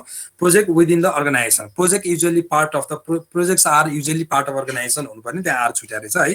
Projects are usually part of organisation, projects will be influence by the organisation, project can be influence by the organisation structure, culture and the maturity of the organisation with respect to the project management systems. यसले के भन्छ त भन्दा project चाहिँ तपाईँको केले influence हुन्छ भन्दा अर्गनाइजेसनको स्ट्रक्चर, तपाईँको कल्चर अनि तपाईँको म्याचुरिटी अफ द अर्गनाइजेसन भनेको जुन अर्गनाइजेसन प्रोसेस एसेट भनेर हामी इनपुटको रूपमा पढिरहेको थियौँ नि, हो त्यो अर्गनाइजेसन प्रोसेस एसेटले पनि के भन्छ प्रोजेक्टलाई चाहिँ इम्पोर्टेन्ट रोल खेल्छ प्रोजेक्टको सक्सेस अथवा फेलियरमा भनेर भन्छ। त्यसपछि अन्डरस्ट्यान्डिङ अर्गनाइजेसन, अब डिफ्रेन्ट टाइप अफ अर्गनाइजेसन हुनसक्छ, एउटा स्ट्रक्चरल फ्रेम अर्गनाइजेसन हुनसक्छ। त्यो भने कस्तो हो त भन्दा focus on the role and responsibilities, coordination and control, organisation chart helps to define this frame. Structural frame भनेको रोल्स एन्ड रेस्पोन्सिबिलिटिजमा बढी फोकस गर्ने, कोअर्डिनेसन र कन्ट्रोलमा विश्वास गर्ने अर्गनाइजेसनलाई हामी स्ट्रक्चरल फ्रेम भएको अर्गनाइजेसन भनेर भन्छौँ। त्यसपछि ह्युमन रिसोर्स फ्रेम भनेको कस्तो हो त भन्दा focus on providing harmony between the needs of the organisation and needs of the people भनेर भन्छ। भनेको ह्युमन रिसोर्स फ्रेम भनेको चाहिँ कस्तो अर्गनाइजेसन हो भन्दाखेरि जसले चाहिँ मान्छेलाई बढी महत्त्व दिन्छ। भनेको तपाईँको अर्गनाइजेसनको एउटा निड छ, त्यो अर्गनाइजेसनको निड मिट गर्नलाई हामीले ह्युमन रिसोर्स अथवा मान्छे हायर गर्ने हो।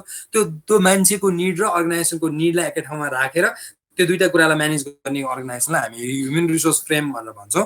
त्यो चाहिँ अर्को पोलिटिकल फ्रेम भनेको छ। पोलिटिकल फ्रेम भनेको चाहिँ के हो त भन्दा agents organisations are coalitions compose of the varied individuals and interest group, conflict and power are key issues भनेर भन्छ।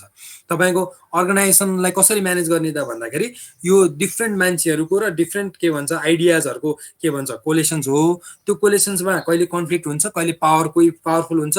यो दुईटा कन्फ्लिक्ट र पावरलाई चाहिँ की इस्युज मानेर म्यानेज गर्ने अर्गनाइजेसनलाई हामी पोलिटिकल फ्रेमको अर्गनाइजेसन भनेर भन्छौँ। त्यो सिम्बोलिक फ्रेम भनेको focus on symbols and meaning related to events, culture is important भनेर भन्छ। सिम्बोलिक फ्रेममा चाहिँ बेसिकली कल्चर, अर्गनाइजेसन कल्चर एकदम लामो हिस्ट्री भएको अर्गनाइजेसनहरू चाहिँ यसरी म्यानेज गरेको हुन्छ, जसको चाहिँ organisation culture is very important भनेर मानेको हुन्छ। यो चारवटा फ्रेममा हामी अर्गनाइजेसनहरूलाई बुझ्छौँ अथवा अर्गनाइजेसनहरूको पावर यसरी ब्यालेन्स गरेको हुन्छ अथवा अर्गनाइजेसनहरूले यसरी काम गरिरहेको हुन्छ भन्ने कुरा मान्यौँ होइन। यो चारवटा अर्गनाइजेसनको अब अर्गनाइजेसन स्ट्रक्चर्सहरू कस्तो कस्तो हुन्छ त भन्दा फङ्सनल एउटा अर्गनाइजेसनको स्ट्रक्चर, अर्को चाहिँ प्रोजेक्ट होइन, अर्को चाहिँ म्याट्रिक्स। यो तीनवटा अर्गनाइजेसन स्ट्रक्चर हुन्छ भनेर तपाईँले बुझ्नु पर्यो।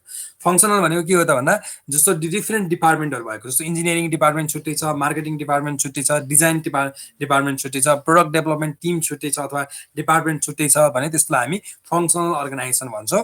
स्टाफ ग्रुप बाई स्पेसियालिटी, यो भनेको कस्तो हो त भन्दा फङ्सनल भनेको चाहिँ फङ्सन अनुसार स्टाफहरूलाई डिफ्रेन्ट ग्रुपमा राखेको छ भने त्यसलाई हामी फङ्सनल अर्गनाइजेसन भनेर भन्छौँ। त्यसपछि प्रोजेक्ट भनेको चाहिँ कस्तो हो त भन्दा प्रोजेक्ट ए प्रोजेक्ट बी भन्ने मान्छेहरू छन्। प्रोजेक्ट ए र प्रोजेक्ट बी चाहिँ के भन्छ भन्दा डिफ्रेन्ट प्रोजेक्ट हो। एउटा हाइड्रो पावर प्रोजेक्ट हुनसक्छ। प्रोजेक्ट बी भनेको चाहिँ अर्को प्रोडक्ट के भन्छ, अस्ति मैले जिलेटको इक्जाम्पल दिइरहेको थिएँ, जिलेटको ब्लेड बनाउने प्रोजेक्ट हुनसक्छ होइन। यो डिफ्रेन्ट प्रोजेक्टहरूको मिलाएर तपाईँले के भन्छ प्रोजेक्टको ग्रुप बनाएर प्रोजेक्ट म्यानेज गर्नुभएको छ भने त्यसलाई हामी प्रोजेक्टाइज्ड अर्गनाइजेसन भनेर भन्छौँ है। त्यो प्रोजेक्टाइज अर्गनाइजेसनमा चाहिँ के हुन्छ, इन्कम फ्रम द प्रोजेक्ट्स। अब त्यसको चाहिँ इन्कम चाहिँ केबाट आएको हुन्छ भन्दा प्रोजेक्टहरूको म्यानेजमेन्टबाट आएको हुन्छ भनेर भन्छ। त्यो चाहिँ म्याट्रिक्स। बेसिकली यो प्रोजेक्टाइज अर्गनाइजेसन भनेको चाहिँ हाम्रो आइटी कम्पनीजहरू बेसिकली त्यस्तो प्रोजेक्टाइज अर्गनाइजेसनको रूपमा काम गर्छ है। आइटी कम्पनीहरूमा के हुन्छ भन्दा डिफ्रेन्ट प्रोजेक्ट एउटा मान्छेले एउटा लिड गरेको हुन्छ, त्यो अनुसार के भन्छ डिफ्रेन्ट प्रोजेक्टहरू म्यानेज गर्ने भएर project A project B different प्रोजेक्टहरू यसरी म्यानेज हुन्छ। त्यसरी म्याट्रिक्स म्याट्रिक्स भनेको कस्तो हो त भन्दा यो दुईटालाई मिसायो भने अब म्याट्रिक्स अर्गनाइजेसन भन्छ। तपाईँको फङ्सनल र प्रोजेक्ट, अब आइटी कम्पनीहरू यो म्याट्रिक्स अर्गनाइजेसन पनि हुन्छन् कुनै कुनै। भनेको के भनेको त त्यो भनेको भन्दाखेरि तपाईँको एकापट्टि फाइनेन्स र के भन्छ एडमिनिस्ट्रेसन ग्रुप चाहिँ कमन हुन्छ, अनि डिफ्रेन्ट प्रोजेक्टहरू चाहिँ त्यसको अन्डरमा म्यानेज हुन्छ भने त्यसलाई हामी म्याट्रिक्स अर्गनाइजेसन भनेर भन्छौँ। अथवा एउटा प्रोजेक्ट छ, त्यो प्रोजेक्टभित्र डिफ्रेन्ट डिपार्टमेन्टहरू छ भने त्यसलाई पनि हामी म्याट्रिक्स अर्गनाइजेसन भनेर भन्छौँ। त्यो चित्र कस्तो हुन्छ भनेर हामी यहाँ हेर्छौँ। हेर्नुहोस् है, फङ्सनल अर्गनाइजेसन। फङ्सनल अर्गनाइजेसन के हुन्छ त भन्दा सिनियर म्यानेजमेन्ट छ, त्यसपछि डिफ्रेन्ट डिपार्टमेन्टहरू छ, मार्केटिङ, इन्जिनियरिङ, फाइनेन्स, अपरेसन, यो डिफ्रेन्ट डिपार्टमेन्टहरू छ। डिफ्रेन्ट डिपार्टमेन्टभित्र अरू सानो कुराहरू आएको छ भने यसलाई हामी फङ्सनल अर्गनाइजेसन भन्छौँ। यसको मेरिट के हो त भन्दा फङ्सनल अर्गनाइजेसनको फाइदा के हुन्छ त भन्दा क्लियर डेफिनेसन अफ अथोरिटी, कसले के गर्ने पाउने के गर्न नपाउने भन्ने कुराको क्लियर डेफिनेसन हुन्छ। जस्तो इन्जिनियरिङको मान्छेले के भन्छ चेक साइन गर्नु त पाउँदैन होला, फाइनेन्सकै मान्छेले साइन गर्नुपर्छ होला, अथवा फाइनेन्सकै मान्छेले बनाउने होला भाउचर होइन, इन्जिनियरिङले त्यो काम गर्दैन। अथवा फाइनेन्सको कति पैसा दिनुपर्छ भन्ने कुराको डिसिजन इन्जिनियरिङले गर्दैन यस्तोमा, किन भन्दा there is clear definition of authority. Eliminates duplication भनेको एउटै काम दुईटा मान्छेले गर्ने कुरा चाहिँ डुप्लिकेसन गर्छ भने फाइनेन्सको कुनै पनि काम इन्जिनियरिङले अथवा मार्केटिङले गर्दैन भन्नुको मतलब के हो त भन्दा डुप्लिकेसन भएन। इन्करेज स्पेसलाइजेसन, अब तपाईँ जुन डिपार्टमेन्टमा हुनुहुन्छ त्यही कुरालाई तपाईँ त्यही डिपार्टमेन्टभित्र स्पेसलाइजेसन गर्ने कुरालाई पनि यसले मद्दत गर्छ भनेर भन्छ। क्लियर करियर पाथ, अब तपाईँ जुन डिपार्टमेन्टमा काम गरिरहनु भएको छ त्यही डिपार्टमेन्टको हेड हुने अथवा त्यही डिपार्टमेन्टबाट सबै कुरा सिक्ने हुन्छ भनेपछि करियर पाथ पनि क्लियर हुने भयो होइन। ड्रब्याक चाहिँ के हो भन्दा can have lack of customer orientation. अब कस्टमरले भनेको कुरा प्रोडक्ट बनाउनलाई चाहिँ के हुने भयो भन्दाखेरि तपाईँले एउटा डिपार्टमेन्टबाट अर्को डिपार्टमेन्टमा कन्सल्ट गर्नुपर्ने भयो, भइसकेपछि प्रोडक्ट कस्टमर ओरिएन्टेसन नहुन सक्छ। मे ह्याभ लङ्गर डिसिजन साइकल्स भनेको टाइम लाग्ने के अरे चाहिँ डिसिजन गर्नलाई, किनभने एउटा डिपार्टमेन्टले अर्को डिपार्टमेन्टलाई भन्नु पर्यो, अनि अर्को र यो दुईटा डिपार्टमेन्ट बराबरको भएपछि तपाईँको के भन्छ उसले काम नगरिदिन सक्छ भने चाहिँ हायरार्किकल सिस्टम नभएपछि के हुने भयो त भन्दा प्रब्लम क्रिएट हुन सक्छ भनेर भन्छ। कन्फ्लिक्ट्स अक्रस फङ्सनल एरियाज होइन, भनेको एउटा डिपार्टमेन्टले अर्को डिपार्टमेन्टलाई नटेर्ने भएर कन्फ्लिक्ट हुन सक्छ। Project leaders have little power भनेको तपाईँले कुनै एउटा प्रोडक्टमा काम गरिरहनु भएको छ भने डिपार्टमेन्टहरूले तपाईँलाई यसरी सप्रेस गरिदिन्छ कि तपाईँ project leaders have little power अथवा you don't have any power to make decisions. के अरे रिसोर्सलाई मोबिलाइज गर्ने कुरामा तपाईँले डिसिजन गर्न नसक्ने स्थिति हुनसक्छ। अब सेकेन्ड चाहिँ कस्तो छ भन्दाखेरि प्रोजेक्ट अर्गनाइजेसन भन्ने छ। अब यसले चाहिँ के गर्छ त भन्दा प्रोजेक्टलाई फोकस गर्छ। सिनियर म्यानेजमेन्ट छ, त्यसपछि डिफ्रेन्ट प्रोजेक्टहरू छ, प्रोजेक्टको अन्तर्गतमा ग्रुप अब डिपार्टमेन्टहरू छ भन्छ। यो प्रोजेक्ट वानको जुन हेड हो त्यो हेडले कसलाई अर्डर दिन सक्ने भने इन्जिनियरिङमा नि अर्डर दिन सक्ने हो, मार्केटिङमा नि दिन सक्ने भयो, अपरेसन्समा नि दिन सक्ने भयो, सबैलाई काम लगाउन सक्ने भयो भनेपछि यस्तो अर्गनाइजेसन चाहिँ के हो प्रोजेक्ट अर्गनाइजेसन हो। र प्रोजेक्ट अर्गनाइजेसनले के गर्न सक्छ भन्दा सबै प्रोजेक्टहरूलाई के भन्छ हेर्न सक्छ। यसको मेरिट के हो त भन्दा युनिटी अफ कमान्ड भनेको प्रोजेक्ट म्यानेजरले त सबैलाई अर्डर गर्न सक्ने हो नि त होइन। भनेपछि इफेक्टिभ इन्टर प्रोजेक्ट कम्युनिकेसन भनेको प्रोजेक्टभित्र तपाईँको के भन्छ जस्तो मार्केटिङ, इन्जिनियरिङ डिपार्टमेन्ट, अपरेसन डिपार्टमेन्टहरू एकै ठाउँ बसेर काम गर्ने भएको भएर अहिलेको जस्तो आइसोलेटेड हुँदैन, अहिलेको जस्तो कन्फ्लिक्ट हुँदैन, तिनीहरूको बिचमा कम्युनिकेसन चाहिँ राम्रोसँग हुन्छ किनभने तिनीहरू प्रोजेक्टको अन्डरमा छन्, प्रोजेक्टभित्र काम गरेका छन् भन्ने कुरा यसले भन्छ। त्यसपछि ड्रब्याक चाहिँ के हो त्यसको भन्दा duplication of facilities, career path चाहिँ के भन्छ यो चाहिँ यसको ड्रब्याक्स हो भन्नु। करियर पाथ किन भन्यो त भन्दाखेरि तपाईँको स्पेसलाइजेसन हुँदैन यसमा। स्पेसलाइजेसन नभइसकेपछि के हुन्छ त भन्दाखेरि तपाईँलाई के अरे कन्फ्युजिङ हुन्छ। भनेको प्रोजेक्ट ए को इन्जिनियरिङ डिपार्टमेन्ट र प्रोजेक्ट 2 को इन्जिनियरिङ डिपार्टमेन्ट फरक भयो भने तपाईँको त्यहाँको दुईटाको इन्जिनियरिङको के भन्छ दुईटाको इन्जिनियरको इभ्यालुएसन पनि फरक हुने भयो, के भन्छ त्यसपछि त्यहाँबाट हुने ग्रोथ पनि फरक हुने भयो, त्यसपछि मार्केटिङको पनि त्यस्तै हो, अपरेसनमा काम गर्नेहरूको पनि त्यस्तै हो भनेपछि यो चाहिँ अलिक कन्फ्युजिङ हुन्छ करियर पाथ र फेसिलिटिजहरूको डुप्लिकेसन भनेको। किन भन्दा यहाँ दुईटा इन्जिनियरिङ छ, दुईटा मार्केटिङ छ नि भनेको एउटै मार्केटिङले काम गर्थ्यो भने दुईटा मार्केटिङ किन बनाउनु पर्यो भन्दाखेरि प्रोजेक्ट 1 को र प्रोजेक्ट 2 को लागि फरक फरक डिपार्टमेन्ट बनाउनु पर्यो, त्यसले गर्दाखेरि डुप्लिकेसन अफ फेसिलिटिज पनि भयो भनेर भन्छ। ठिक छ, यहाँसम्म बुझ्या छ?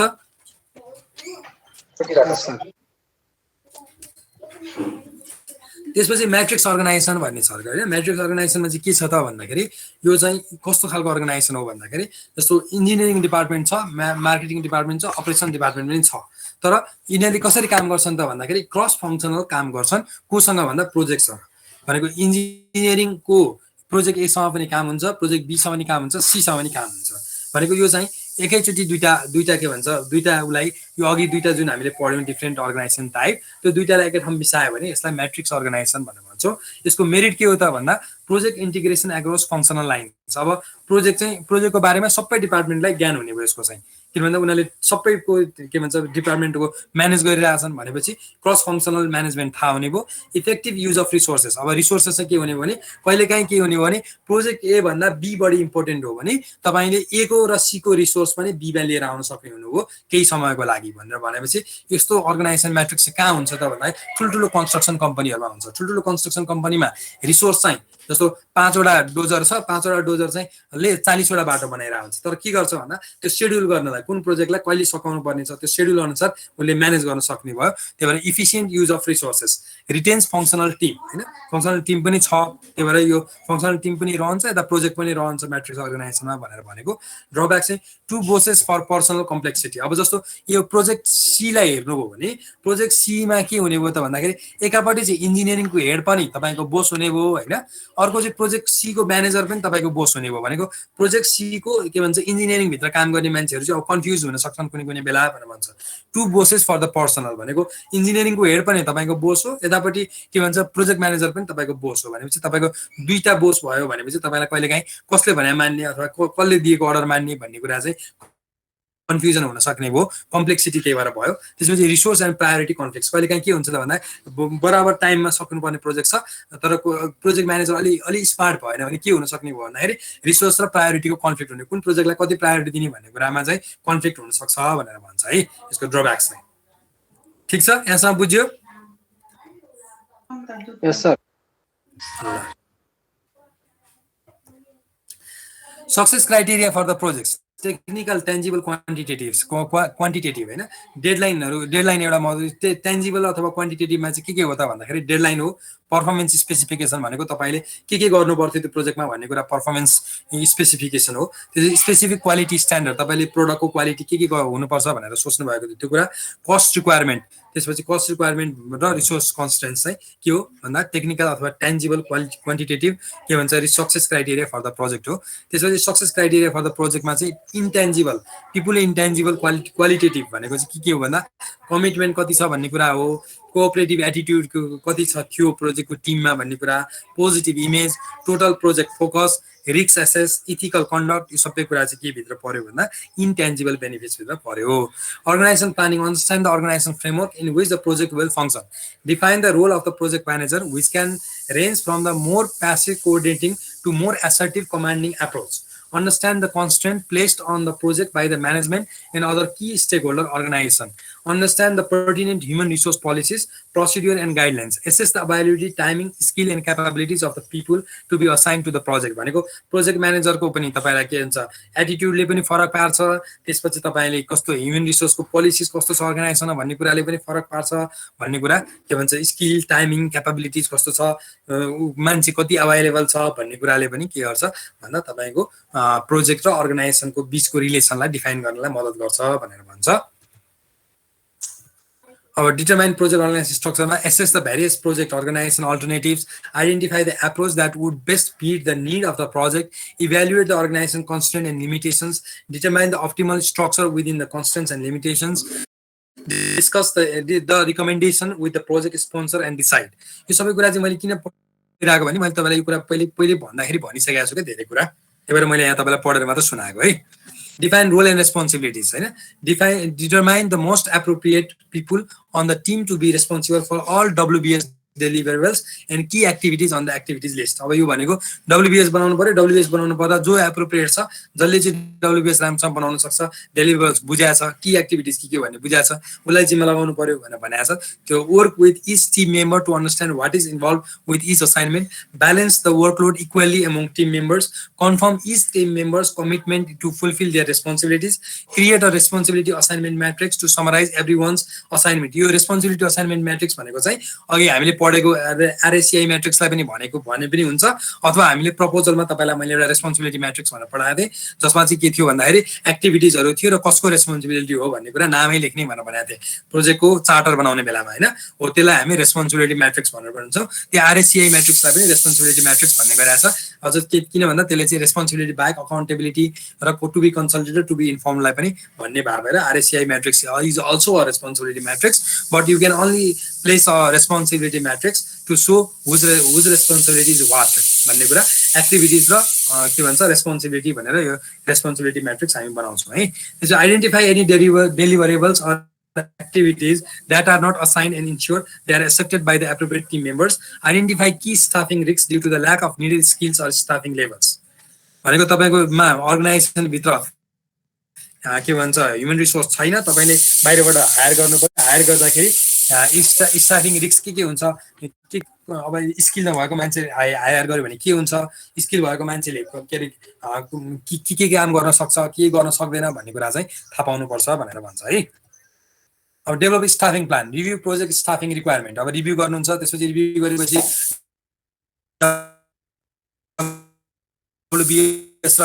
Network diagram, activity duration stay थाहा हुन्छ नि त, को मान्छे हामीसँग भएको सफिसियन्ट हुन्छ, को मान्छे सफिसियन्ट हुँदैन, को मान्छे नयाँ हायर गर्नुपर्छ भन्ने कुरा थाहा हुन्छ। Identify the start and completion dates for the different people or the skill set. Enter this preliminary assignments into the project scheduling tool if one is being used or map them to on the calendar. Review the preliminary assignments with the team, activity owners and other key stakeholders. Obtain commitment and make adjustments as required to develop the realistic staff management plan. यो भनेको चाहिँ के हो त भन्दाखेरि तपाईलाई अघि मैले भनेको थिएँ नि, वर्कलोड हेर्न पर्छ न कि टाइम भनेर भनेको थिएँ। अब तपाईले के भन्छ टाइम अनुसार त गर्नुहुन्छ, तर तपाईले हायर गरेको स्टाफ र तपाईले भनेको वर्क शेड्युल अनुसार वर्कलोड अनुसार उसले यो काम गर्न भ्याउँछ कि भ्याउँदैन उसको भनेपछि त्यो हेरेर तपाईले एडजस्टमेन्ट गर्नुभयो भने त्यसलाई हामी के भन्छौँ रियलिस्टिक स्टाफिङ म्यानेजमेन्ट प्लान भनेर भन्छौँ। हामी के गर्छौँ भन्दा सुरुमा यो काम गर्न सक्छ कि सक्दैन भनेर हेर्छौँ, त्यसपछि उसले यो यति दिनभित्र यो काम भ्याउँछ कि भ्याउँदैन त जसलाई जिम्मा लगाएको। जस्तो वर्क प्याकेजको एक एउटा काम त हामी एउटा अथवा एउटा दुईटा मान्छेलाई लगाउँछौँ, त्यो लगाउने बेलामा उनीहरूले यो काम गर्न सक्छन् कि सक्दैनन्। जस्तो गभर्मेन्टको एप्रुभल चाहियो, तपाईँले घर बनाउन लाग्नुभयो, नक्सा पास गरेर लिएर आउनु पर्यो। नक्सा पास लगाउने जिम्मा चाहिँ दिपेशजीलाई मिल्यो भने दिपेशजीले गएर त्यो के भन्छ नक्सा पास गरेर लिएर आउन सक्नुहुन्छ कि सक्नुहुन्न, कति दिनमा सक्नुहुन्छ। अब उहाँलाई नै सोध्यो, उहाँलाई सोद्धाखेरि उहाँले हाम्रो टाइमको सेड्युल 10 दिन छ तर उहाँले 15 दिन लाग्छ मलाई भन्नुभयो भने अब हामीले के गर्छौँ त भन्दाखेरि कि चाहिँ हामीले अर्को मान्छे हायर गर्छौँ कि चाहिँ दुईटा मान्छे राख्छौँ कि चाहिँ होइन 15 दिनै लाग्छ भने कि चाहिँ हामी टाइम सेड्युल चेन्ज गर्छौँ। हामीसँग 3वटा अप्सन हुन्छ। बुझ्नुभयो यो भनेको? सर 3वटा अप्सनमा चाहिँ हामी के गरिरहेको छौँ अहिले चाहिँ भन्दा डेभलप स्टाफिङ प्लान पढिरहेको हुनाले हामी चाहिँ के गर्छौँ त भन्दा एउटा मान्छेले भएन भने दुईटा मान्छे राख्नुपर्छ भनेर प्लान गर्छौँ। ठिक छ, यो बुझ्यो होला है त? हजुर के भन्नुहुन्थ्यो कसले? होइन सर। ल create project organization chart. Identify the reporting relationships of the everyone directly involved in the project. List the people by function of the project. Phase in the hierarchical manner that clearly shows the line of authority. Publish the chart and send it to the all key stakeholder. यो भनेको के भन्दा हामीले जस्तो organisation chart हामीले बनाउँछौँ त्यो organisation जस्तो अर्गनाइजेसन चार्टको बारेमा हामीलाई फिल हुन्छ, त्यो अर्गनाइजेसन चार्ट बनाएर हामी टाँस्छौँ भनेर भनेको। किन टाँस्छौँ भन्दाखेरि अर्गनाइजेसन चार्ट बनाइसकेपछि तपाईँलाई के थाहा हुन्छ त भन्दा डिफ्रेन्ट अर्गनाइजेसनमा कसको के रेस्पोन्सिबिलिटी हो, कसले के गर्नुपर्ने हो भन्ने कुरा थाहा हुन्छ। Document supporting detail. Alternative organizational approaches. This should be a description of each structure, the reason for its exclusion, and the person responsible for making the decision. Create job descriptions. अब कसले के गर्ने भन्ने कुरा तपाईँ क्रिएट गर्नु भन्नु भन्छ है। Although this is not mandatory, it is good idea to create written description for each position. अब कुन पोजिसनमा भएको मान्छेले कुन मेम्बरले के काम गर्ने भन्ने कुरा भयो भने it will help you भनेर भन्छ। Identify and describe training needs, activities that will be needed to provide the necessary training must be incorporated into the project plan. Staff acquisition, identify related work history and performance. अब staff लिँदाखेरि के कुरा हेर्नुपर्छ त भन्दा related work history and performance, special knowledge and expertise, previous attendance record, current workload, cost and permits to work overtime, के भन्छ interest in the project. अब प्रोजेक्टमा इन्ट्रेस्ट सबै कुरा भएको तर प्रोजेक्टमा इन्ट्रेस्ट नभए मान्छे तपाईले हायर गर्नु भने उसले प्रोजेक्टको काम गर्न सक्दैन। Staff identification involves compare the staffing requirement to the resource pool, identify those individuals with the closest match to the requirements for the various projects assignments, identify back of selection in case of any of the first selections becoming unavailable, identify gaps in the staffing plan where suitable internal candidates are unavailable. भनेको के हो त भन्दाखेरि internal क्यान्डिडेट्सहरु unavailable भएको ठाउँमा कहिलेकाहीँ के भन्छ स्टाफिङ प्लान अनुसार तपाईले बाहिरबाट पनि मान्छे हायर गर्नुपर्ने हुन सक्छ। त्यसको लागि तपाईले के गर्नु पर्यो भन्दा एउटा म्यापिङ अथवा के ग्याप छ भन्ने कुरा आइडेन्टिफाई गरेर के कस्तो मान्छे चाहिन्छ भन्ने कुरा भेरिफाई गर्नु पर्यो भनेर भन्छ। negotiate staffing commitments, develop positive relations with the various project managers, be assertive about staffing and the project with the best people, but be willing to compromise, identify alternative internal staff selection, determine the feasibility and costs involved with hiring from the outside if required people cannot be made available, seek to negotiate a fair deal with both parties can achieve their objective, consult with the project sponsor in case where a reasonable agreement cannot be worked out, confirm all negotiated staff commitments in writing. भनेको तपाईँले contract गर्नुपर्छ भनेको negotiate staff commitment in writing भनेको चाहिँ contract गर्ने हो स्टाफहरुसँग भनेको है. Obtain authorization to hire externally, including the requirement related costs. Work closely with the recruiter who has experience hiring people with the required qualification. Develop and implement a recruitment strategy. Ensure qualified candidates are interviewed by the key team members and project stakeholders. Select the candidate who will work best with the other team members and who has the most suitable qualifications. Identify and obtain needed outside resources. Obtain authorization to contract with the external employment agencies, including यो भनेको मेरो जबहरु भन्ने छ नि तिनीले के भन्छ मान्छेहरु available गराउँछ नि हो त्यस्तोसँग गर्नुपर्ने कन्ट्र्याक्ट एम्प्लोयमेन्ट एजेन्सीहरुसँग कन्ट्र्याक्ट गर्नुपर्छ भने गर्नु पर्यो, including the needed budget. Identify qualified employment agencies, solicit proposal from the qualified employment agencies, select the most appropriate employment agencies, negotiate a contract with the employment agency for the timely delivery of a specific service or deliverables भनेर भनेको छ है. यो भनेको चाहिँ तपाईले आउटसाइडबाट कहिलेकाहीँ outsource गरेर मान्छे हायर गर्नुपर्ने हुन सक्छ. त्यो हायर गर्नलाई चाहिँ के गर्नुपर्छ भनेर भनेको अहिले है. Publish team directory. Obtain needed information from for all team from हुनु पर्ने त्यो फर्म भएछ है. All team members and the other project stakeholders. Identify who needs to receive the team directory. Determine the most appropriate means for distributing the team directory, ranging from a memo or a printed publication to an email notification or link to the project related website भनेको तपाईको टिममा को छन् भन्ने कुरा चाहिँ तपाईले publish गर्नुपर्छ उनीहरुको एक्सपर्टिज सहित भनेर भनेको छ है. Team development, team building. Organize an off-site team building meeting to kick the project off. Involve all team members in putting together the project schedule and plan. Clarify role, responsibility, and expectations. Agree on state of ground rules to govern team behavior and interactions, including common method for managing meetings, solving problems, making decisions, resolving conflict, and escalating issues resolution. Engage in group activities that enable to get to know each other better and develop mutual respect and trust. Team building कसरी गर्ने भन्ने कुरा explain गराएको छ हैन. Set of reward system भनेको तपाईले के गर्नुपर्छ भन्दाखेरि तपाईले राम्रो काम गरेको बेला रिवार्ड, नराम्रो काम गरेको बेला कसरी कारबाही गर्ने भन्ने कुराको पनि एउटा के भन्छ नियम बनाउनु पर्छ भनेर भन्छ. त्यो बनाउने कुरा के हो त भन्दा आइडेन्टिफाई की माइलस्टोन्स. यसले कारबाही गर्ने कुरा चाहिँ गर्दैन है. प्रोजेक्टमा चाहिँ धेरै कारबाही गर्ने भन्दा पनि यसले रिवार्ड गरेर मोटिभेट गर्ने भनेर भन्छ. रिवार्ड गर्ने कुरा चाहिँ के गरेर गर्ने त भन्दाखेरि identify key milestone in the project schedule that will serve as an appropriate times to recognize the reward individuals and team accomplishment. Identify informal forms of recognitions and award that are in the project manager's authority to provide. Identify formal forms of recognitions and rewards that would be appropriate but require high-level approval. Seek approval for the project's recognition and the reward system from the project sponsor and functional management. Administer recognitions and rewards in an equitable, non-biased manner based upon the individual and team accomplishment to important project milestones. अब project milestones भएको बेलामा तपाईले reward system develop गर्नुपर्छ भनेर भन्छ. तर त्यो गर्दाखेरि के हुनु हुँदैन भन्दाखेरि यसले इक्विटेबल हुनुपर्छ भन्छ. त्यो चाहिँ नन बायस म्यानरमा हुनुपर्छ भनेर भन्छ. तपाईले रिवार्ड सिस्टम चाहिँ बनाउनु भयो तर आफूलाई मन परेको मान्छे आफ्नो चिनेको मान्छेलाई मात्रै रिवार्ड सिस्टम गर्नुभयो भने पनि के हुन्छ भन्दा प्रोजेक्ट फेलियर हुन्छ भनेर भन्छ है. Location. Assess the physical proximity of the team members and determine whether co-location could significantly improve team communications. Determine if the potential benefits of co-locating team members would be outweigh the cost. Where co-location is not possible, organize a project war room for displaying and discussing project information. Provide the team with an easy to use electronic mail system to expedite communication and the exchange of the project documents. भनेको कहिलेकाहीँ के हुन सक्छ भन्दा तपाईले तीनवटा तरिकाबाट लोकेसनलाई सोच्नु पर्छ भनेर भन्छ. जस्तो कुनै कामहरु हुन्छ जुन चाहिँ तपाईले प्रोजेक्ट टिम एकै ठाउँमा बसिकन गर्न नसक्ने हुन्छ.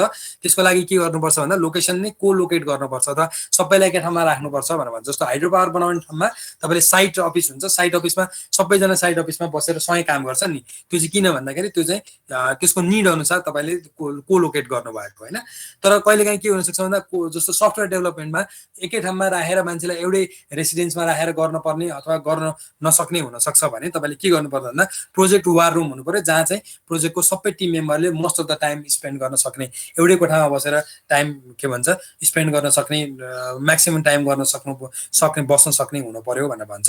र अर्को चाहिँ के भन्छ भन्दा त्यो पनि सम्भव छैन भने हामी के गर्छौँ त भन्दा सकेसम्म इलेक्ट्रोनिक मिडियाबाट, इमेलबाट अथवा केबाट हुन्छ सकेसम्म एकदम सजिलै कम्युनिकेट गर्न सक्ने, सजिलै गफ गर्न सक्ने, सजिलै एकै ठाउँमा आएर जुट्न सक्ने चाहिँ हुन पर्यो, व्यवस्था गर्नुपर्छ भनेर भन्छ। भनेको तीनवटा तरिकाबाट सोच्यो, एउटा चाहिँ लोकेसन एकै ठाउँमा ल्याउनु पर्ने पनि हुनसक्छ, अथवा के भन्छ वार रुमको रूपमा के भन्छ मोस्ट अफ द टाइम एकै ठाउँमा स्पेन्ड गर्न सक्ने, अथवा वर्क के भन्छ वर्किङ जोन चाहिँ एकै ठाउँमा बनाउनु पर्ने पनि हुनसक्छ भनेर भन्यो। र अर्को चाहिँ के भन्यो भन्दा त्यो पनि भएन भने के चाहिँ गर्नु पर्यो भन्दा कम्युनिकेसन चाहिँ एकदम इजी एक्सेसमा हुनुपर्छ भनेर भन्छ। ठिक छ, यहाँसम्म बुझ्या छ? मैले बोला सुनिराखेको छ नि है? मैले एकदम खर्रा मात्र पढिरहेको छु, किनभने इम्पोर्टेन्ट कुरा मात्र भनिरहेको छु। अरू चाहिँ तपाईँलाई के गरेको भन्दा मैले धेरै कुरा तपाईँलाई भन्दाखेरि भनिसकेको छु कि रिपिटेसन भएको कुराहरू मैले पढेर मात्र छोडिदिएको है। तर तपाईँले एक्जाममा सबै कुरा पढेर नोट बनाउनुपर्छ है, एक्जाममा सोध्न सक्छ, काम लाग्न सक्छ है। ठिक छ? Training Identify the skill required for the successful team performance. Access team skill individually and collectively. Schedule technical and non-technical training needed by the most member of the team. Work with individuals who have specific learning needs to attend appropriate classes. Encourage team members to share their knowledge to help each other learn. तपाईँ के हो भन्दाखेरि training पनि एकदम important कुरा हो। Training गराउनलाई के गर्नुपर्छ त भन्दा पहिला तपाईँको ह्युमन रिसोर्ससँग भएको स्किल म्यापिङ गर्नुपर्छ। त्यो स्किल थाहा पाइसकेपछि उसलाई के कुरा सिक्न पर्ने छ भन्ने कुरा थाहा पाइसकेपछि तपाईँले त्यही अनुसार सबैभन्दा धेरै मान्छेलाई सिक्न पर्ने कुरा फर्स्ट प्रायोरिटीमा राखेर बिस्तारै ट्रेन गर्दै जानुपर्छ भनेर भन्छ। Encourage team members to share their knowledge to help each other learn भनेको तपाईँसँग एउटा टिम मेम्बरमा भएको एउटा मान्छेसँग भएको नलेज अर्को मान्छेसँग छैन भने त्यसलाई सेयर गर्न पनि इन्करेज गर्नुपर्छ भनेर भन्छ। यो चाहिँ coach observe team members' performance and identify areas for possible improvement. Be available to the team members to talk about their question, concern, and problems. Ask team members if they would like help or assistance. Coach team members as needed to improve their performance. उनीहरुको पर्फर्मेन्समा coaches गरेर त coach भनेको चाहिँ तपाईले working area भित्रै गएर यो काम यसरी गर्नुपर्छ भनेर सिकाउने कुरालाई चाहिँ कोचिङ भन्छ। ट्रेनिङ भनेको चाहिँ पढाउने मोडालिटीमा हो। कोचिङ भनेको चाहिँ के भन्छ अप्रेन्टाइज जस्तो हो के, तपाईले काम गर्दा गर्दै तपाईलाई सिकाउने कुरा चाहिँ कोच भयो। भनेको जो सिनियर मान्छे छ उसले चाहिँ के गर्नुपर्छ भन्दा टिम मेम्बरलाई कोचिङ गर्ने काम पनि गर्नुपर्छ भनेर भन्छ। द विनिङ प्रोजेक्ट टिम भनेको define purpose, are we all committed to the same purpose भनेर भनेको छ हैन। डिफाइन प्रपोज विनिङ टिमले के गर्नुपर्छ भनेर भनेको चाहिँ define purpose, agree team roles, clarify team rules and responsibilities, integrate all team members, manage team performance, evaluate team performance. यो गर्यो भने के हुन्छ विनिङ प्रोजेक्ट टिम बनाउन सकिन्छ भनेर भन्छ। ड्रीम टिम भनेको के हो भन्दा there is a common and inspiring vision to which everyone is committed. Individual roles and goals are clear. People feel safe to say what they think and feel. People express themselves clearly without ambiguity. Ambiguity भनेको confusion है। दुईटा कुरा एकैचोटि आयो भने त्यसलाई हामी एम्बिग्युअस अथवा एम्बिग्युटी, अनक्लियर, फजी भन्छौँ भनेर अस्ति पनि मैले पढाइसकेको छु। Everyone's opinion is valued and respected. People get and give appreciation and praise instead of criticism. People give helpful advice. अब कसैले गल्ती गर्यो भने यसले गर्ने जानेन भनेर भन्नुभन्दा हामी के गर्छौँ भन्दा हामी उसलाई चाहिँ एडभाइस यो काम यसरी गर्नुपर्छ, यसरी गर्यो भने ठिक हुन्छ भनेर हामी के भन्छ एडभाइस गर्छौँ। People say what they like about ideas and develop them rather than dismiss them. Dismiss गरेर यो हैन ठिक छैन यो कुरा भन्नुभन्दा त्यो आइडिया चाहिँ उसले दिएको आइडिया चाहिँ ठिक हुन सक्छ कि सक्दैन भनेर त्यसलाई बरु मोर कग्निटिभ भएर त्यसलाई चाहिँ आइडिया डेभलप गर्नतिर लाग्छौँ। Success are celebrated and everyone enjoys being good at what they do. People are open-minded and welcome change and innovation. The team is supportive and everyone is encouraged to take the initiative and lead conflicts and handle upfront. Things more briskly, clear decisions are made and communicated. It's exciting भनेको के भन्छ तपाईले के कुराहरु चाहिँ clear हुन्छ, decision making पनि तपाईले किन लिएको डिसिजन भन्ने कुरा थाहा हुन्छ। ड्रीम टिम भनेको चाहिँ यस्तो टिम हुनुपर्छ भनेर भनेको। अब नाइटमेयर भनेको कसलाई थाहा छ? नाइटमेयर भनेको कसलाई थाहा छ मिनिङ भन्नु त?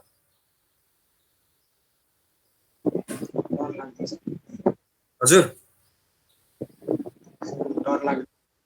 हो डरलाग्दो होइन नाइटमेयर भनेको चाहिँ डरलाग्दो सपनालाई नाइटमेयर भन्छौँ हामी नाइटमेयर भनेको झसङ्ग हुने खालको सपना भनेको त्यस्तो खालको टिम भनेको चाहिँ कस्तो हो भन्दाखेरि चाहिँ जुन टिमले चाहिँ तपाईँलाई प्रोजेक्टलाई फेलियरतिर लिएर जान्छ होइन नाइटमेयर टिम भने चाहिँ कस्तो त भन्दा there is no sense of purpose goals they are not always agreed भनेको मान्छेहरू पनि एग्री गरेका छैनन् प्रपोज गोल पनि थाहा छैन सबैले एग्री नगरेको गोल भयो भने people are cautious and hold back भनेको एकअर्कालाई तान्ने things are not said faces are enigmatic भनेको के भन्दा तपाईँको के भन्छ त्यो के भन्छ एकदम फ्रेस भएर सबै कुरा अगाडि नै नगर्ने होइन लुकाउने के भन्छ खुट्टा तान्ने प्रवृत्ति भएको it's not much fun the atmosphere is happy भनेको के अरे काम गर्दाखेरि एकदम के भन्छ फन नहुने मजा नआउने humour is at the expense of others होइन अर्कालाई क्रिटिसिजम गर्ने अर्कालाई जिस्काउने मात्रै भएको रमाइलो भनेको पनि तपाईँको अर्कालाई जिस्काउँदा मात्रै हुने होइन त्यस्तो के भन्छ अर्कालाई भन्दाखेरि अर्कालाई पिन्च पर्ने गरी भन्ने खालको टिम हो भने पिपुल ओभरलाई self criticism and have no feelings of ownership even of their own jobs भनेको सेल्फ क्रिटिसिजमलाई के भन्छ मान्छेले के भन्छ त्यसलाई ऊ गर्न नसक्ने के भन्छ डाइजेस्ट गर्न नसक्ने होइन आफ्नो जबलाई चाहिँ के भन्छ ओनरसिप फिल नगर्ने new ideas are rejected the status quo maintains status quo भनेको कसलाई थाहा छ स्टाटस को भनेको के हो कसलाई थाहा छ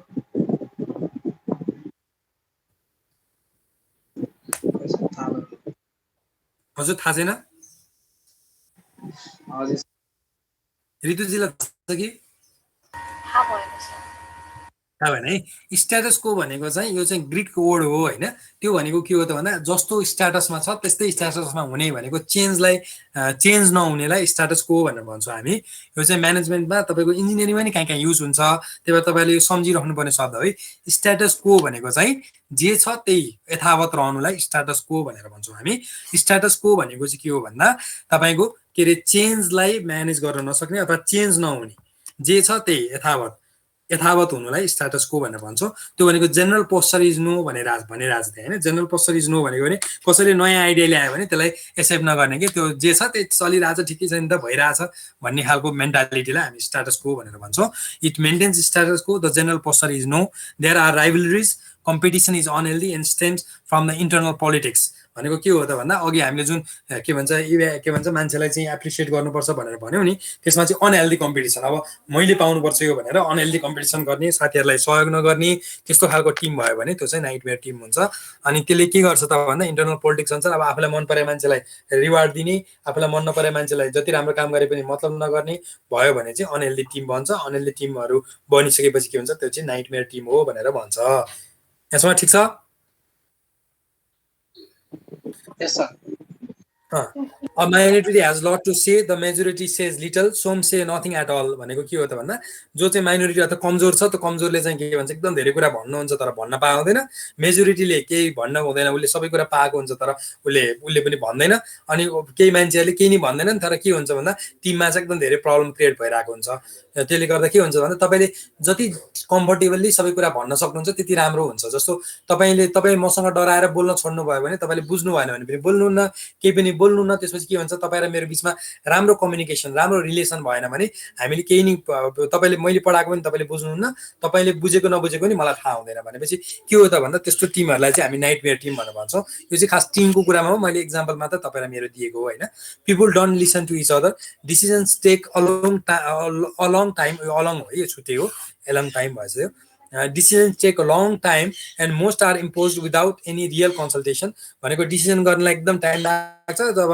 माथि टप लेभल म्यानेजमेन्टले यस्तो गर्ने भन्छ त्यही डिसिजन हुन्छ त्यो रियल कन्सल्टेसन पनि हुँदैन टिम मेम्बरलाई थाहा पनि हुँदैन यस्तो भयो भने चाहिँ के भन्छ नाइटमेयर टिम बन्छ भनेर भन्छ there is high degree of frustration and complaints are express outside meeting अब मिटिङमा एकदम धेरै फ्रस्ट्रेसन हुन्छ तर मिटिङमा भन्यो भने कसैले सुन्ने होइन बेकार के भन्ने बाहिर भनौँ भन्ने हुन्छ बाहिर चाहिँ एकदम धेरै फ्रस्ट्रेसन हुन्छ बाहिर मान्छेले कुरा काट्ने पछाडि लन्च टाइममा उसमा कुरा काट्ने हुन्छ people hate going to work अब मान्छेलाई काम गर्ने झ्याउ लागिसकेको छ के जाने भन्ने जस्तो हुन्छ त्यो चाहिँ के हुन्छ भन्दा टिममा धेरै कुरा सेलिब्रेट भएन धेरै कुरा तपाईँको कम्युनिकेट भएन भने यस्तो प्रब्लमहरू सिचुएसन हुन्छ अब project managers responsibility to the team भनेर भनेको छ। यो चाहिँ हामीले प्रोजेक्ट म्यानेजर रेस्पोन्सिबिलिटी अस्ति पनि पढाएको छौँ अर्को एउटा च्याप्टरमा, तर त्यही पनि अब यहाँ आएको हुनाले के छ भनेर भन्छु म। Leadership, team building, team motivation, team decision making, team reward system, conflict management, organisation politics, communicating with the group, यो सबै कुरा माथि हामीले जे पढ्यौँ यो सबै कुरा कसको रेस्पोन्सिबिलिटी भन्दा प्रोजेक्ट म्यानेजरको रेस्पोन्सिबिलिटी हो। प्रोजेक्ट म्यानेजर इन्डिभिजुअल मेम्बर्सलाई चाहिँ के गर्नुपर्छ त भन्दा communicating with the individual, motivating, counselling, negotiating, delegating, problem resolution, personal rewards, personal recognition, power influence होइन, skill required in the project management of people, sorry skill requirement in the management of the people भनेको त्यो अघि इन्डिभिजुअललाई कसरी manage गर्ने, avoiding conflicts in advance, motivation for the right candidate, tracking people satisfaction, मान्छेले काम गर्ने मान्छेहरू खुसी छन् कि छैन भन्ने कुरा पनि आफैले थाहा पाउनु पऱ्यो होइन, assessing people's delivery in terms of benefits but to the project होइन, त्यो चाहिँ के भन्छ यो चाहिँ तपाईँले गर्दाखेरि यो प्रोजेक्टलाई त्यो फाइदा भएको छ भन्ने कुरा भनिदियो भने मान्छेलाई के हुन्छ मोटिभेट हुन्छ नि काम गर्ने मान्छे। Project manager, a good project म्यानेजरले के गर्छ भन्दा takes ownership of the whole project, is proactive not reactive, adequately plans the project, is authoritative not authoritarian, authoritative भनेको र अथोरिटियन भनेको कसले बुझ्नुहुन्छ? हेलो अथोरिटेरियन भनेको के हो भन्नुहोस् त?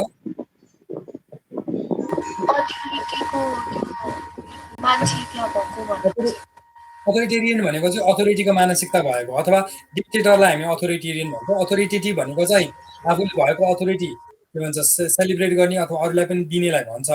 अथोरिटेरियन भनेको चाहिँ तपाईँको डिक्टेटर टाइपको के, अब मैले डिसिजन गरेपछि सक्यो भन्ने खालको प्रोजेक्ट म्यानेजर भयो भने चाहिँ के हुन्छ त भन्दा उसले चाहिँ तपाईँको के भन्छ डिसिजन गर्छ अनि त्यसपछि टिम मेम्बरलाई बल्ल भन्छ। अब अथोरिटेटिभ भनेको चाहिँ कस्तो भने तपाईँलाई आफूले गर्नुपर्ने आफ्नो अथोरिटीमा भएको कामहरूलाई चाहिँ के भन्छ पावर डेलिगेट गर्ने, मान्छेलाई के तपाईँहरूको के छ यसमा भन्ने डिसिजन चाहिँ के अरे सेयर गर्ने खालको मान्छे चाहिँ हुन्छ होइन। त्यसपछि इज डिसिसिभ भनेको डिसिजन लिन सक्ने, good communicator, manage by data and facts not uniform optimism होइन, के भन्छ डाटाहरू फ्याक्टहरू हेरेर अब के गर्नुपर्छ भन्ने कुराको डिसिजन लिन्छ, leads by example, has sound judgment, is a motivator, is diplomatic, can delegate होइन, यो सबै कुरा चाहिँ गुड प्रोजेक्ट म्यानेजर हो। लिडरसिप भनेको के भन्दा leadership is the capability to translate vision into reality, जसले भिजनलाई रियालिटीमा ट्रान्सफर्म गर्न सक्छ त्यो चाहिँ लिडर हो होइन। Leadership occurs when one person includes others to work towards some predetermined objective, the superior leader gets things and though things would not get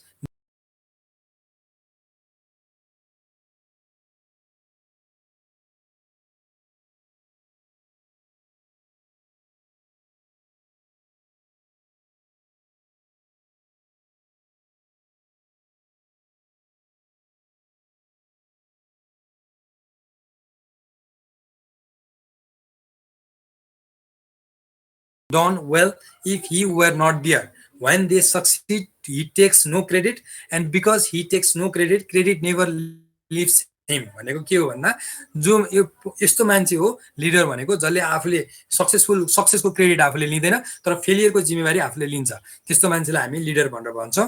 र के गर्छ त भन्दा सक्सेसको क्रेडिट चाहिँ उसले सबै टिम मेम्बरलाई दिन्छ, तर टिम मेम्बरलाई सबै क्रेडिट दिए पनि के हुन्छ भन्दा प्रोजेक्ट सक्सेस बनाएको क्रेडिट चाहिँ उसैले पाउँछ भनेर भनेको, क्रेडिट नेभर लिभ्स हिम भनेर भनेको छ नि त्यहाँ। यो चाहिँ अब तपाईँको म्यानुअलमा यस्तै छ जस्तो लाग्छ मलाई, यो म्यानुअलबाटै लेखेको जस्तो लाग्छ। Leader is a man who can persuade people to do what they don't want to do or do what they are too lazy to do and like it.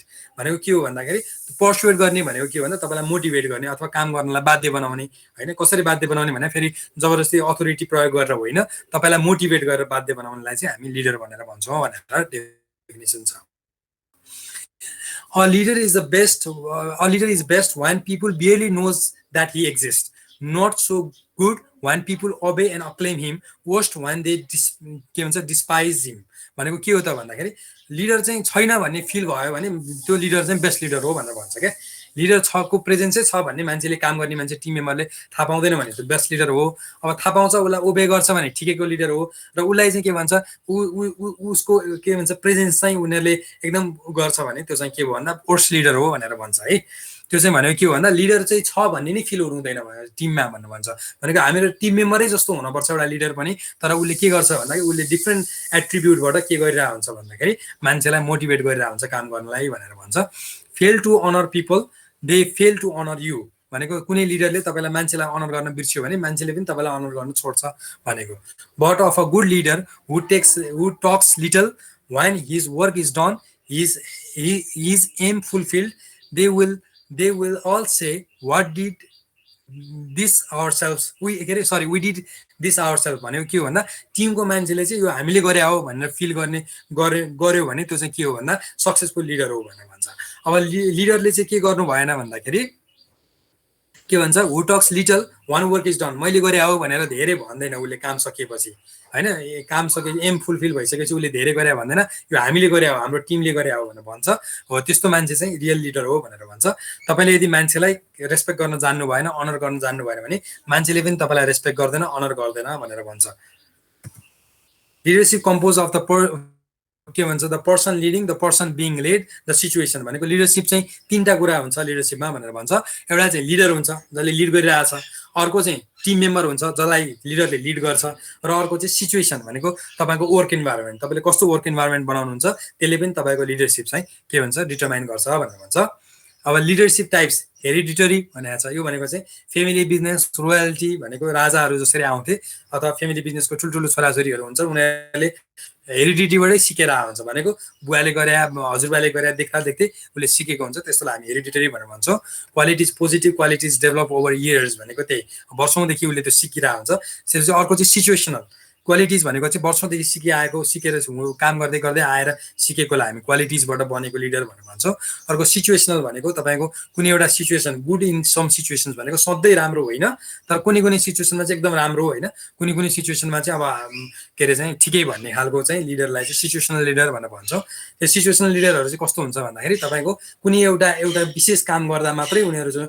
खतरा लिडरसिप एक्टिभिटिज देखिने हुन्छ अरू बेला चाहिँ राम्रो हुँदैन फङ्सनल भनेको चाहिँ डुइङ थिङ्स कन्सिस्टेन्टली वेल सधैँ राम्रो गर्ने सधैँ जुन खालको सेटिङमा राखेर पनि तपाईँले राम्रो काम गर्ने खालको छ भने चाहिँ त्यसलाई हामी फङ्सनल अथवा फङ्सनल लिडर भनेर भन्छौँ भनेको जुनसुकै काम गर्दा पनि त्यसलाई चाहिँ कन्सिस्टेन्सी मेन्टेन गर्न सक्नेलाई सिचुएसनल भनेको चाहिँ कुनै एउटा सिचुएसनमा मात्रै राम्रो कि सर्टेन एउटा एक्टिभिटिज अथवा कुनै एउटा सिचुएसनमा मात्रै राम्रो प्रोजेक्ट लिडरसिप चाहिँ कस्तो हो त भन्दा जसले टास्क अचिभ गर्न सक्छ टिम बिल्ड गर्न सक्छ डेभलप द इन्डिभिजुअल भनेको इन्डिभिजुअलको निडलाई एक्सेस गरेर उसलाई त्यो स्किल सेटमा फिट गराएर उसलाई इन्डिभिजुअललाई डेभलप गराउन सक्छ त्यस्तोलाई हामी प्रोजेक्ट लिडर भनेर भन्छौँ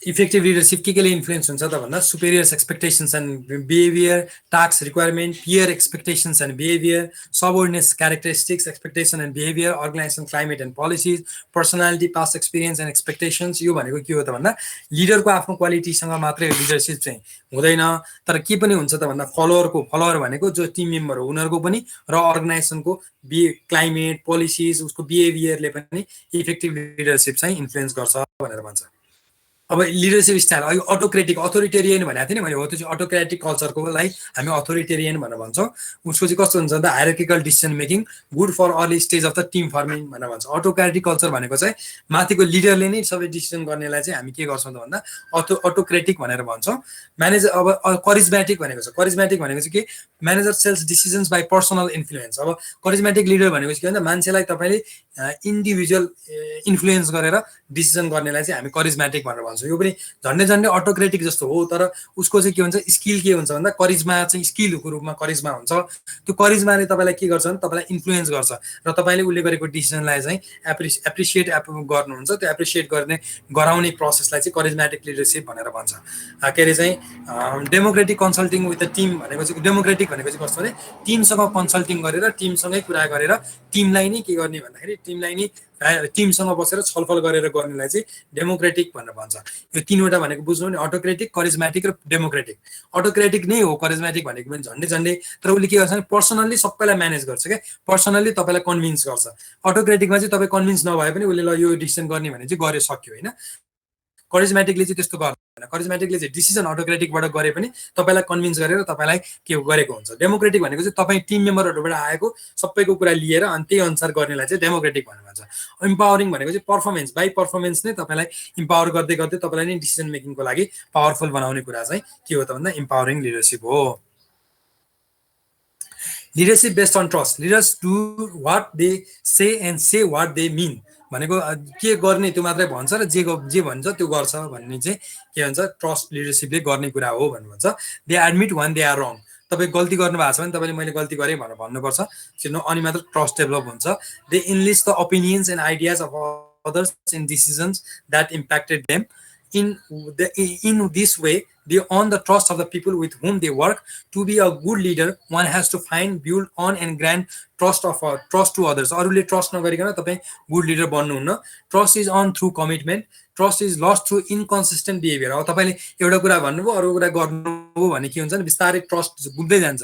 त्यही भएर तपाईँले first statement leaders do what they say and say what they mean भनेको जे गर्ने हो त्यो मात्रै भन्नु पर्यो, न त धेरै कुरा कम्युनिकेट गर्ने तर गर्न सकेन भने चाहिँ के हुन्छ भन्दा लिडरसिपमा बिस्तारै मान्छेको ट्रस्ट घुम्दै जान्छ भनेर भन्छ। अब यो मोटिभेसनल थ्योरीहरू चाहिँ हामी अब अर्को क्लासमा पढाउँला, यो थोरै छ 2 मिनट बाँकी रहेछ, यो अर्कै क्लासमा पढाउँला अनि त्यसपछि अर्को च्याप्टरमा प्रवेश गरौँ है। यो धेरै छैन, यो 3वटा मोटिभेसनल थ्योरी छ, यो चाहिँ म्यानेजमेन्टको थ्योरी हो, यो हामी अर्कोचोटि पढाउँला। ठिक छ? यहाँसम्म बुझ्नु भएको छ नि सबै कुरा? Yes, sir.